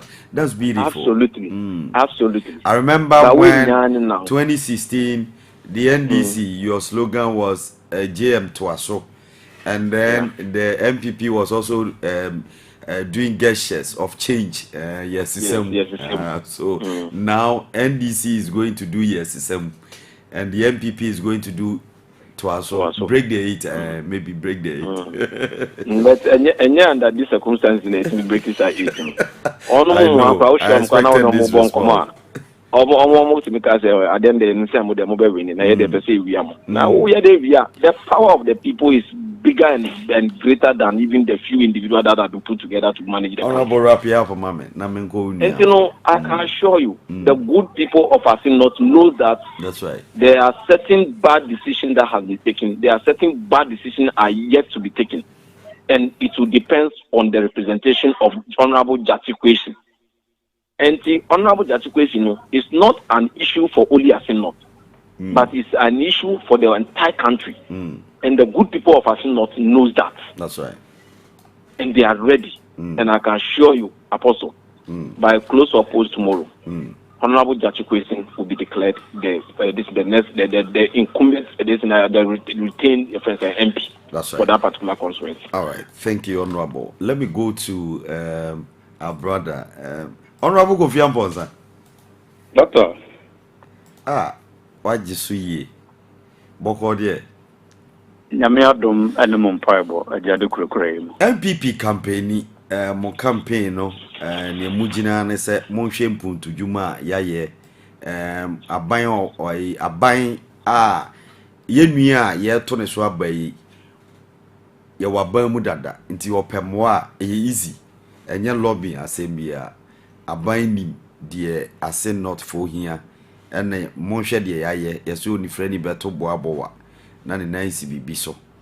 Nti Monshe de aye ya, Monshe so na monto abama ye nua cha so poku. MPP, sit no, mobeje. Doctor, Medawaso Konya or the Avameo. Masom. Metia no production team. And Ghana Tifo, Metia Minia Razak and Swa or Madina. I think it's only a minute crab bank. Oh, okay. Yeah, I also was on the Medina there. Yeah, it can be chairman of the money. I think so. Wakasaye, but as usual of NDC, a Kakrabebum, SSB, or down for and one ton and then a Kakro, they have a Hunankola. Timiniana Casapa. I say enough. You do home comobi, Marabia, a betrim. Now, to me, make a say Ghana niba. At the political lens at Tunche. Sa papa da friend of Jachikwesin no. Ne issue na aba no your president said the okay no. Yeah, papa nyame fa ne crazy honorable Adam Sakande. Ono the same issue na the prison.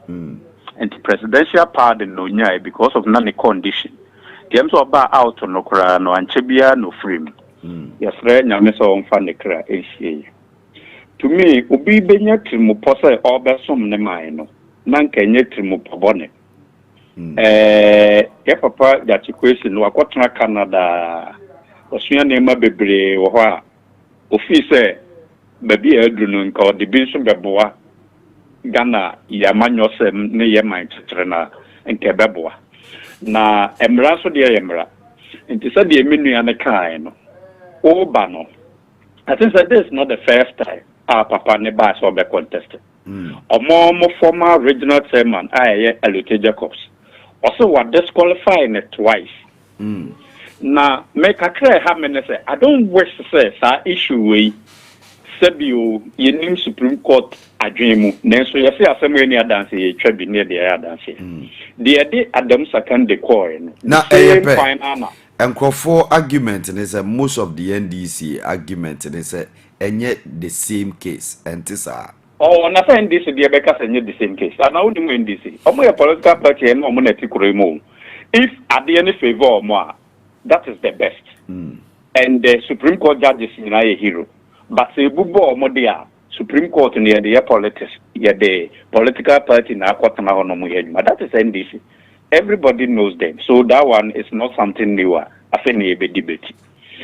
And you know, Papa no sir, yes, I say any dance, you try near the dance. And the presidents are them second the core prison. Now so nim so mine ye womela, ye won share. Sabi PAPALAW. Radio ya wuti. Say me pasa me bepe employment. Now catch them say me pe obia. Wako GIG Musku so sa na friend. That's right. Okuta set etrese we sa school no. Na mako GIG akọ amobi ehun se mako choro me fa na years a me san kan set no. Na maba. Me so ma choro nti e den a me set beba obefa me. David. Sa na ye de pe adwuma. Se mare now so me citizenship. It is in the process or the pipeline. Then English to about the Sabeka. Sani Akano. What some way. Sabi, me papa no, me wishing about the Sabi, Yafan in Kotum, Debbie, or ye me of Fadia na me brother and Kamepe. Or ma or do more Monso Dono, or mom person papa back could be bisa. I don't wish that. Me a coming kwampa come pretty on Supreme Court say. Yen fire papa Adamusa candidate and the craman in Soha and I trust Adin. Name Momuno, se nipa neba na wachia nke trentreno no. Na so will be papa bi or the babo mine on famebo than say ye de nipa neba akotum because of these issues. Because in papa so pa woma so no ye say nya nanu mode e ne yie muntra papa ne bia botae pa bi na opeso de babo mine. But as to say obeye niema ense fata na wabeye hero there, I think say that is not the way ye de hero. Because when you pass a wow party, you are disqualified twice. And this is the third time. As usual, generously doing Katia mosquito. Omodi buga near train will fall. Never baby do what could do. Now, Casa, a son of ne papa be Ebi and papa on the footprint. No, Canada so many years now, must say, while Bob Bran or Babu on the day no yama sin of. Before I saying of. Year man, I say, 2000, I think 2000 now, Honorable Canadian Japan, Beji seat. Now that time, I know could NDC for. And son of 2000, Honorable Canadian Japan, Beji. Now, Okoya for the third time, they became. And son, ye free Wama, NDC, so I had it. As I be remove and ono kwatana Canada no then pa na waya man nkrofo no for 45 years in Canada wakobo bra pesika no then waya mom because before say Canada buy obeji city no for the first time obeji free NDC in some now what do vote almost 4,000 for the first time no not the footprint of now why ye juma bi US one na no no adi ni sika ye juma bi di aboa community no into obai no wa make asakra mere no mo ato abama because at the end of the day omo pempunto enyasa na sa papa ya wo kaso no then aminu araza kekekan the footprint wo asen of when e bi ne dey yes wa bo man for US ho Canada ho then na wo ho etrese ono ni sika ade we no de ayama ni ko yes wa bo man for no omu hia mo the man even don't believe say obi bra beba say honorable it comes in different forms. It can be cash or different form now different form now can this just a question no he don't believe he don't see the reason why Kraba the catcher and say oba ya pam school fees now be pesa am one friend. Oh yeah sure yes yanya o man for ni bi o ma gi ni mo dance o health insurance kura wunto o se ebo ma wu won say unim the reason is that baby a wotna na onya ne ntete ya de enyini na wode aba pension a obeje na home wa MP no de beje na home no they don't do those things there and you can pardon him so be so no aka tell say wo yira ko unya sika mfa ko yi yire hospital to no MP no omwa wo na ko yi yire hospital no o fi want to be that omuwa enti asen no fofo no enye obi asebio wakobo ne bra afen no obeje na home no so oba abeboa na wansa fa kwan paso no obeye hero enti asen no fofo de koto abama no that is not the case na minu ya ne keka nsem no so yan na orefosado na ye development na ne wura fi say NDC time edru by elections anadwo na na torchlight omo de ye kwan enti equalization amoye no aha David Dr. Meboa katlam se Meboa na katlam se Meboa NDC na me no me party AAB said that me no kasa me kan me say time na NDC this one na duro by elections and adwo no mo de torchlight kwan no I don't expect to say me party ba be the same thing enti me maka enya say bia me kan because of say but no NDC yes aniema na enti na me feel say nka ye ne ye ka ho asanti ye bag ye me ye bi but we are repeating the same enti that's on that score na there both two parties in they are the same enti ehun hia akura say menu and be ka ho asan because omo ye well maswa mo ho akogu asen not debri yeah o ka say obi nim we na o said the mama o to ya no nim asen no for enso ene so omo nyina omo te ho sameja nfi mu nyina so omo tu akwatena ho enti men ka say MPP for no officer by the development in the area ya dada o astroturf ya wo kan ye kura ansana mo ayi sa election ayi be kokọ ko ayi am ye wi nti men ka say ye ba be ye by elections nti ne ya but ye jitu ma meba si ye jitu mu krampo meba honorable si ye jitu mu mpo a ase yes mo initiate those developmental projects ni wo ho now so we na ase mo ho aye ha because of the election. Oh, now development already ye bi wo ho dada nti no ye by elections nti no one constituency one hospital ya yes in yenjaya na simply sana ya na mentias yo by elections aba it all of a sudden project aye ya ne stop ya semhia yes sir because at the end ni ho dada dia na yes hospital e wo because oma benya new district nti yes district hospital mom o see ye by elections nti yenjaya is that the case? But what I'm saying is NDC the alternative is empty. And I say no for yes, we have bad near the property. Obi also no koda prisoner wa be hero. Ono na say no for new open ana de ne property akonya so obetumi akono na sa mpuntuduma na ekoso no. Obeto aso anu aprebi abeka ho. Ana obi obeka tro say dache ebi am papa beba. Into oba na mabebo am eno na mpe. O bokutia o mampanyi dada enese se owini presidency na jachiko isi de automatically obema no ministerial appointment and demete o se oye de owini a inti na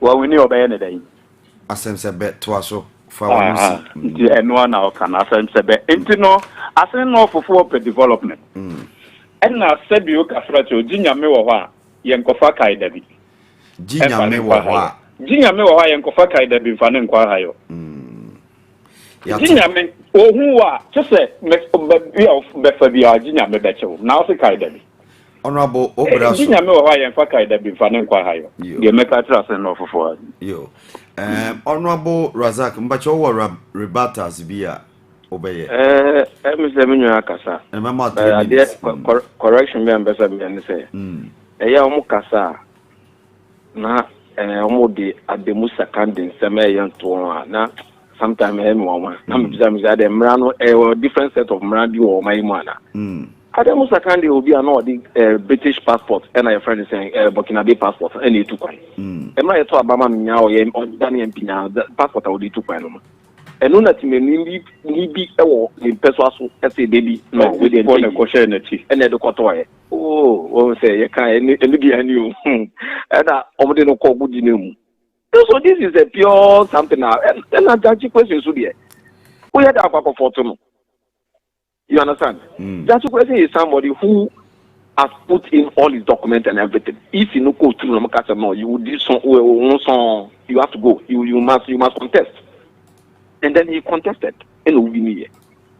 Apart from that, or say development, go to the North town. No could be some that then a development may do. If you are finding back who crampon or share all the video then any number of social media. But honorable Enra over the weekend, Vice President Dr. Baumia a dedicatee can say for lack of better word obie akwan ano akwan ba akwan no 31 point something kilometer road meaning say okay nti said no so ka development ho ana was it oye then obie akwan ba akwan no okay anya ode obie kwa ba akwan asempra so name say one of the roads or major roads obia no 31 point something kilometers. Apostle honorable, what are you there for? What were you elected to be there for? Development. The Abanu say Brabe development, Brabe Puntuiduma, Anayana. So that one is just like Emra President Mama who see Gunsano. Oh no, about me can say. Or can say, oh, President Mama, you say we see your friend Gunsano. Nemu who deserves the amount. Apostle, maybe some of the kind. You get it? No. Oh, maybe. Apostle, I say my kind. Ora ba me o man o kan na wanka.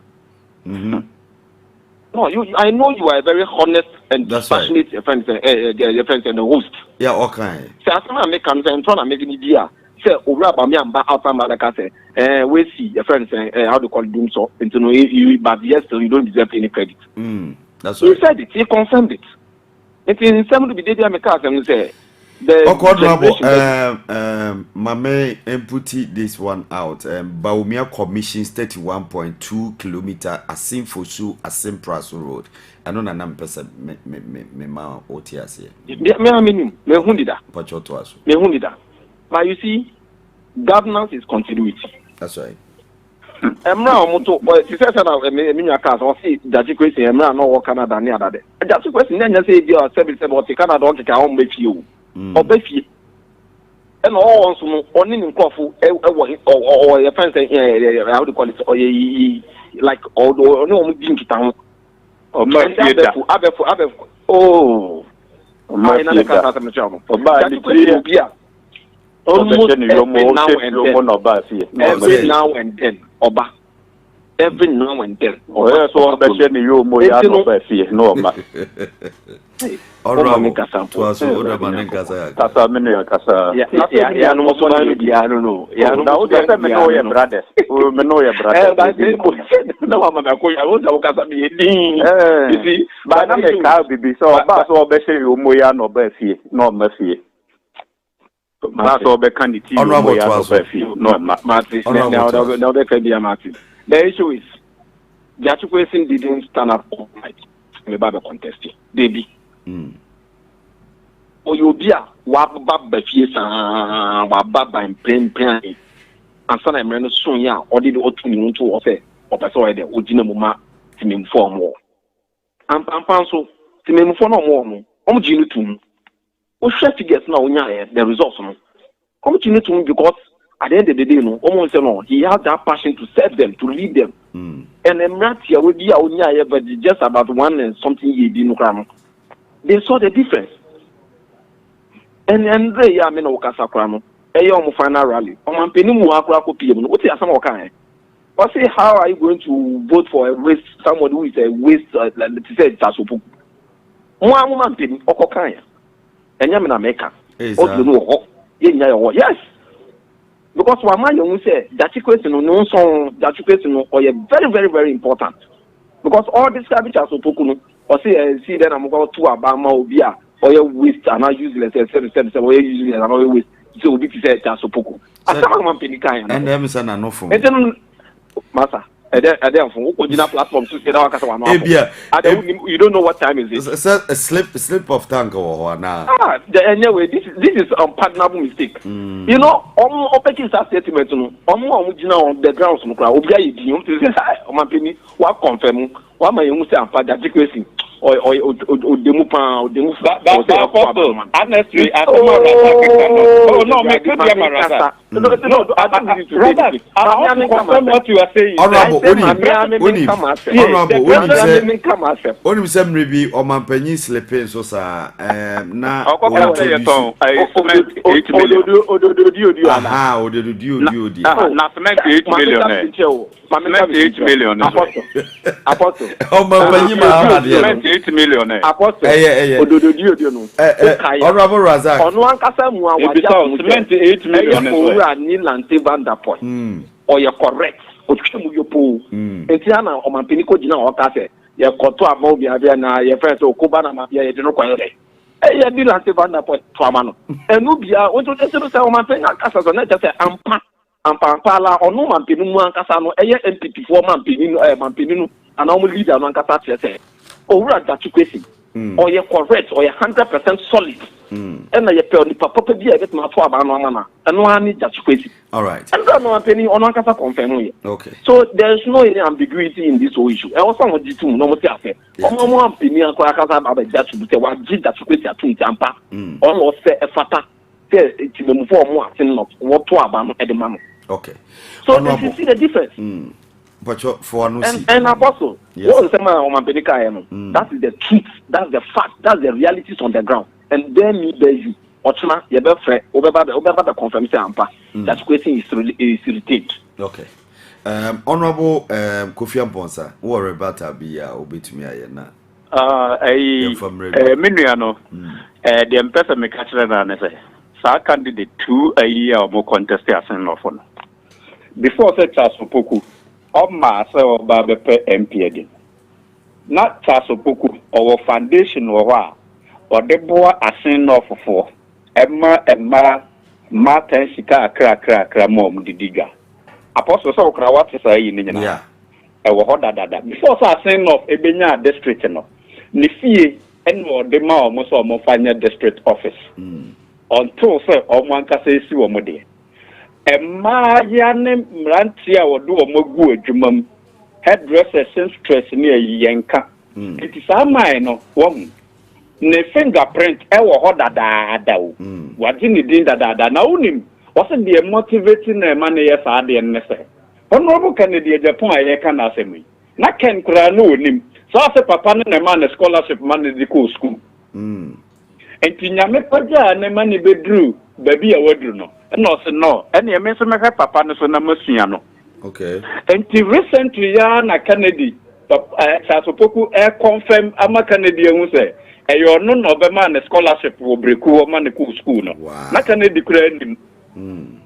So nti o hwe video na Kennedy a wo single no.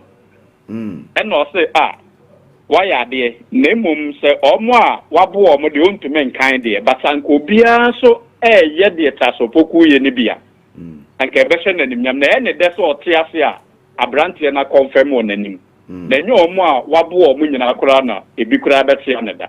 Enti sa Sasopoku no ono de asen no fofo nim ne dadaada. Enti enhia president na no befom na waka. You have just 1 minute remaining. 1 minute remaining. Eno na ode ko your campaign na eno de so be na owura fi John Mahama ko ka say ye cement 8 million one bag. Many rather ko owura fi say former president Mahama say cement 8 million one bag. Ona o ka wa slip of tongue so there e wo but president kai honestly me ankasa and then na can no platform be say president e obekasa ne handlers no omo nya den omo make sure say asem na obeka na some point. Because oba in na sem o kan first no to me say na ye mpany for mo gina yi ne so nyai confused. That one is true and na make it true but it's a slip of tongue. What is a slip of tongue? Oh yes, honestly doctor him say me mechanic kore me nyo obi a me after politics there was heaven. Yes, after politics there was heaven. All right. Absolutely. And that's why I made the politics. You have no call credit or MTN account. Please. All right. So that was Honorable Razak Hussein Abdul and the NDC Secretary for Medina Constituency and Honorable Kofi Amponsa, the MPP's communication member. Ayawaso West will go on. Stick and stay right here. Mpɔtam morning show. I'm going for a break. I'll be right back.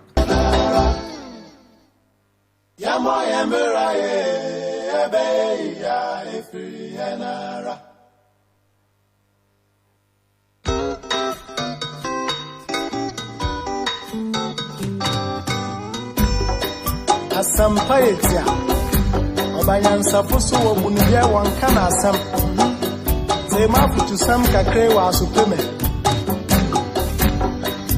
Yo kofi o man ya woman o man ya mama Geni baby ako wacha za ya wareni Wonsom wanini pa asa de pa wo fio ye Yamo yembera ye ebe ya inana o man ya woman o man ya mama ati waye no ra nyamita ta nyamana renya Wonsom wanini pa so wa ya wana be Yamo yembera ye ebe ya inana Wonsom wanini pa asa de pa wo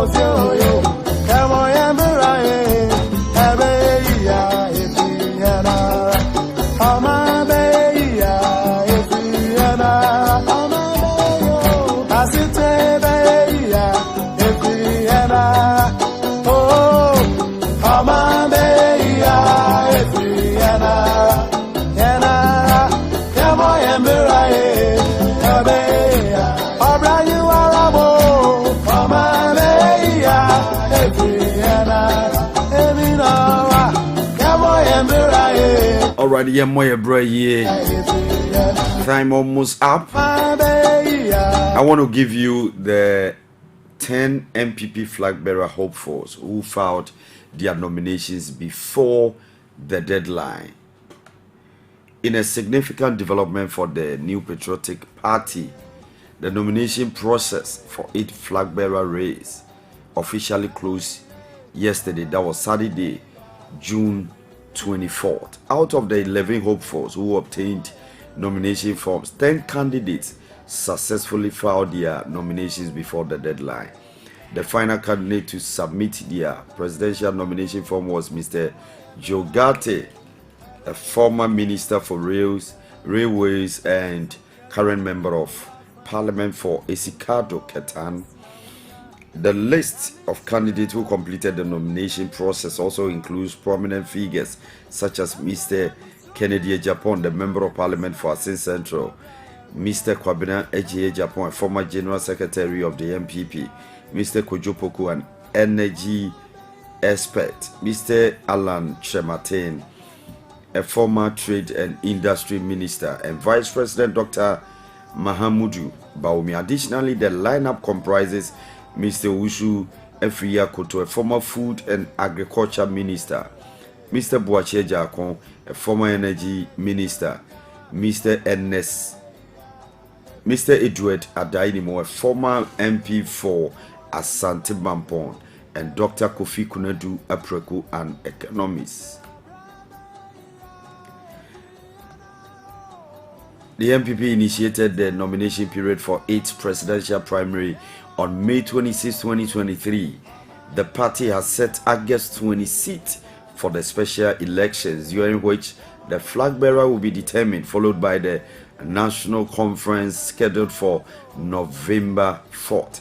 These events will play a crucial role in selecting the MPP's flag bearer for the upcoming 2024 general election. Aspirants who have successfully filed their nominations: Mr. Jogate 2, Mr. Kennedy Japan 3, Mr. Kwabereji Japan 4, Mr. Kojo Poku 5, Mr. Alan Chemate, Vice President Dr. Mahamudu Baumia 7, Mr. Wushu Efriye Akoto 8, Mr. Boachi Ejakon 9, Mr. Edward Adaidimo 10, Dr.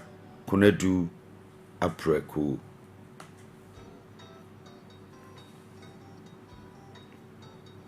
NADMO officer, one other person swept away by flood in Ashanti region. A municipal operation relief and disaster officer of the National Disaster Management Organization, NADMO, of the Ashanti region has been found dead after being washed away by floods following Friday's downpour. His death brings to 6 the number of persons who have perished through flood situations in the past week, after another body was retrieved today, June 25th, from a stream at Kase in Kumasi. Suleiman Ahmed, 44, was crossing a bridge with his motorbike after Friday night's downpour near Kenyasi Duase in the Kwabri East District when he was washed away. After a comprehensive search, residents in the area discovered his body in a drain on Saturday morning. Reports indicate the deceased was going to spend the night with his second wife at Abrim after work when the incident happened.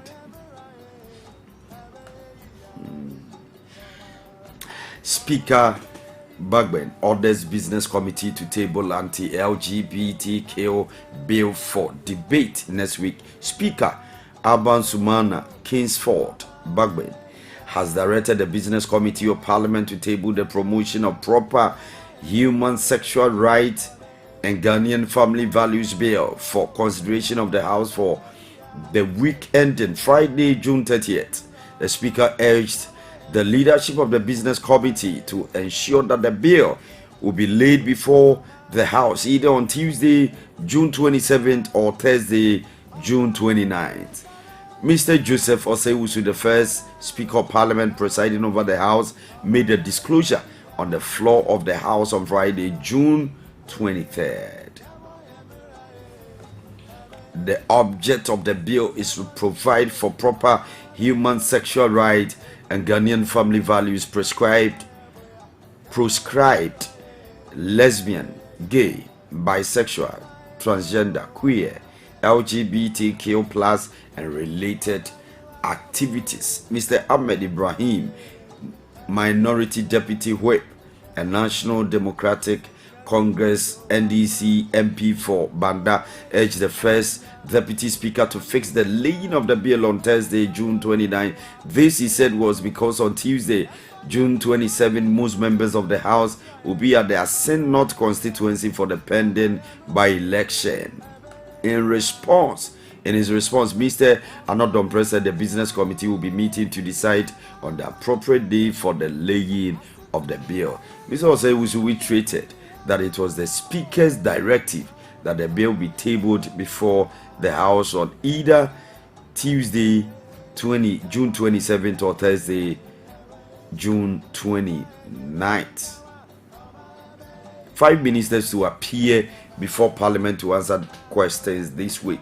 5 sector ministers have been scheduled to attend Parliament to answer 35 questions for the 4th week ending Friday, June 30th. They include the Ministers of Youth and Sport, Foreign Ministers, Foreign Affairs and Regional Integration, Food and Agriculture, Energy and Roads and Highways. The Constitution must be made to capture the need for affirmative action. Professor Mike Okoye, the former Speaker of Parliament, Mike Okoye, has called for the Constitution to capture the need for affirmative action in public life. According to him, the time is long overdue for Ghana to see more women representation in government, a situation which can be realized with the passing of the affirmative action bill. Delivering a lecture at the Takoradi Technical University on consolidating democracy and the rule of law in contemporary Ghana, he stated that the Constitution must be amended to enhance women's participation in governance. Areas he pointed out include public office appointment, membership of district assemblies and parliament. He suggested that 1/3 of all public office appointment and membership of district assemblies should be allocated to women. BOG orders use of armored bullion vans for cash movement immediately. The Bank of Ghana has directed all banks to deploy the use of armored plated bullion vans for cash movement operations immediately. Failure to comply with this directive in all cash related activities across the country shall attract severe sanctions. The Central Bank wrote to all managing directors of banks in Ghana. The letter dated Friday, June 24th comes a couple of days after a police officer was killed at Ablikuma, a suburb of Accra, by armed robbers. The armed robbers are said to have shot the officer multiple times at close range before making away with his gun and undisclosed amount of money. In politics, it's a fake audio. Sammy Jemfi on supposed voice recording of Jachi Kwesi's child. The National Communication Officer of the National Democratic Congress, Sammy Jemfi, has stated that the audio recording circulating on social media, which was reported to have been recorded by the daughter of disposed Asen North lawmaker James Jachi Kwesi, is fake. The audio recording captures the voice of a supposed child of Jachi Kwesi expressing her disappointment over the decision of Mr. Kwesi to contest in the Asen North by-election. But Sammy Jemfi in a statement said, "We wish to state without any equivocation that the said audio is not coming from any child, relation or associate of James Jachi Kwesi, as it does not reflect the decency and nobility of James Jachi Kwesi on his immediate or extended family, which holds all persons in high esteem and respect human dignity." No contract signed with TOR's potential partners. Spokesperson for Energy Ministry. The Ministry of Energy says no contract had been signed between Tema Oil Refinery and its potential partners to rent coal. The ministry insists even though negotiations are ongoing between the state agency and to rent coal, nothing has been finalized. The spokesperson for the ministry, Kofi Brifa Afina, in a press statement issued on Sunday, June 25th, asked the critics of the sector minister, Dr. Matthew Opoku Prempeh, to verify the allegations before making them public. On my be 3 minutes on top of the hour, 3 minutes to 10 a.m. GMT in the studios of PAPALAW Radio. This is Mpɔtam Morning Show. David Santos, Attorney General. Time up. Yeah. You know what time it is? Yes. Yeah. And I am not. Yeah. Giftianani. Yeah. And then we had your mentor on the line, Mr. John Appiah, President for African Chamber for Youth Development. And then we had a doctor also on the line. We had sports as well. And then we just had the politicians do their own thing. Exactly. Until we lost them along the way. But our time is fast spent and well spent, of course. So your take on all the issues, 5 minutes. Okay. Attorney, yes, thank sir. you so much for giving me the opportunity. Very important. I'll make it brief so that we can end the show on time. Attorney, let me take it from Mr. John Appiah statements and also delivery, especially on people who completed school and then they are not getting job to do, all because they want a lucrative job to do. And also on the white collar job, they are also there. Yes, that's right. You see, the Bible says that for lack of knowledge my people perish. And so if you don't acquire knowledge, that's why you completed school and you be gallivanting around. You want to wear yes, also obetimi aye and the time the obetimi akoto ni coat no obetimi akoto circle bebre your friend yini low nation no. You see, but when you acquire knowledge, you can do something for yourself, whereby you know that as in this country, when it comes to job, we don't have a lot of companies, and so why do you sit down to wait? Or why do you tell yourself or your soul and your spirit that you want a lucrative job, whilst you know that where we are, that's right, and yet we are on Pluto right now. So you have to think smartly and do something for yourself. So don't wait. And also, the last time we talked about a connection or networking. If you don't have it, you suffer. But when you have connection, that's why whilst you are in school, you are doing all those kind of connection. When you complete, at least you get somebody who will help you or connect you to some place. Our people will not do that. All they do is when they finish, they are going to wear suits and tie. They are looking for somebody's office to occupy. You are not going to get it. But each and every day, as Mr. John Appiah said, 10% or every day we have what job vacancies that is going on around. So when you are smart, you can also occupy one. Very good there. And so please don't wait till you completed school and what you say to yourself is that I want a better job. Do something with the knowledge that you went to acquire in school and do something for yourself. I tell you, let me come back to Dr. Amami Yemwashi Mikakra because peptic ulcer. Yes, peptic ulcer. Ebe hard because me agasa no me blood group no me wo O positive. And almost omu eya munya sa ulcer no eya obi mo amu wo O positive any O in general. And you know, any omu smoky, any those kind of alcohol, any those kind of things no. And you know, say wo ho no ma enem asua baby pint no. Say the me train kra and the day na me didi. Sina be ya because baby am wo dey enye. Attorney, let me come back to Kweku Efri, our reporter. And then I will combine Asinot. And then I will combine Mr. Honorable Razak and Honorable Kofi Aponsa. You see, I'll start from the president mistakes. This is not the first time. Now only say penny here. Na kasa bebre eba. But I like one thing about Kofi Aponsa. Oh yes. See, straight away, President, the first statement no be confused. Yes. Confronting your no asa ko keka nsemo eti ono ne party is say ko be kan eti away. You see, okoye bi na ni lamte vanderpool di winnie. Eddie winnie.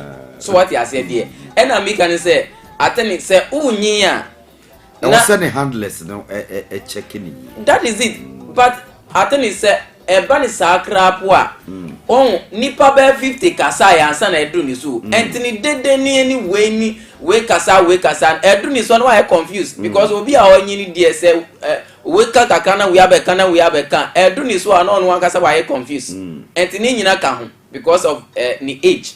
Okay, but that is a mistake. Mistakes are bound to happen.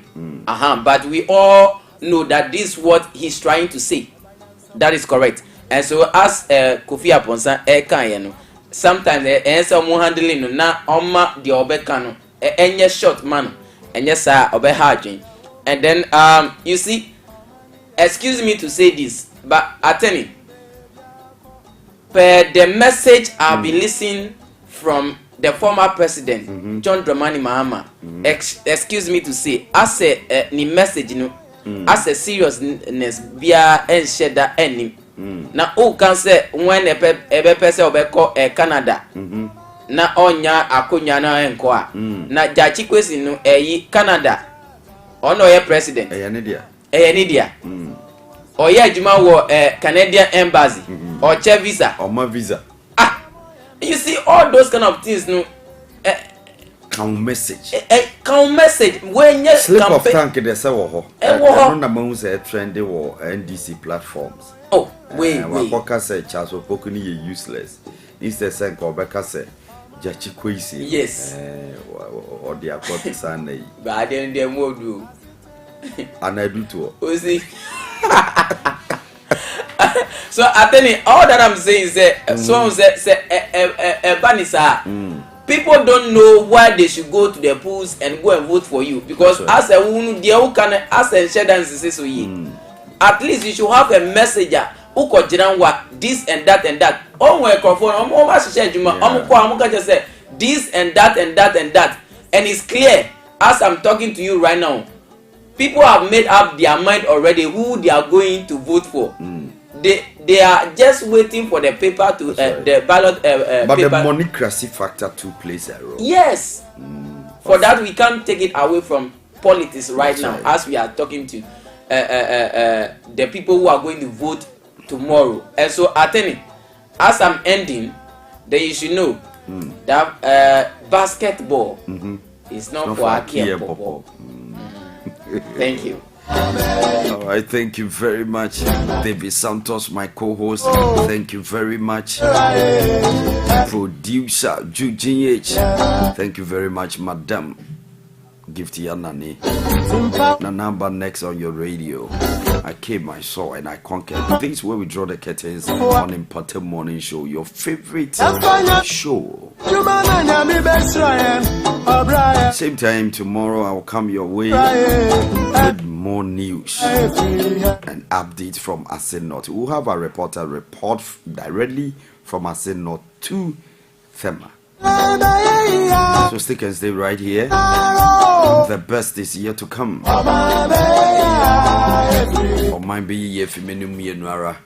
I hope you have cleared the weeds, cleared your gutters, swept your community. This is where we draw the curtains. PAPALAW Radio, building communities together with you.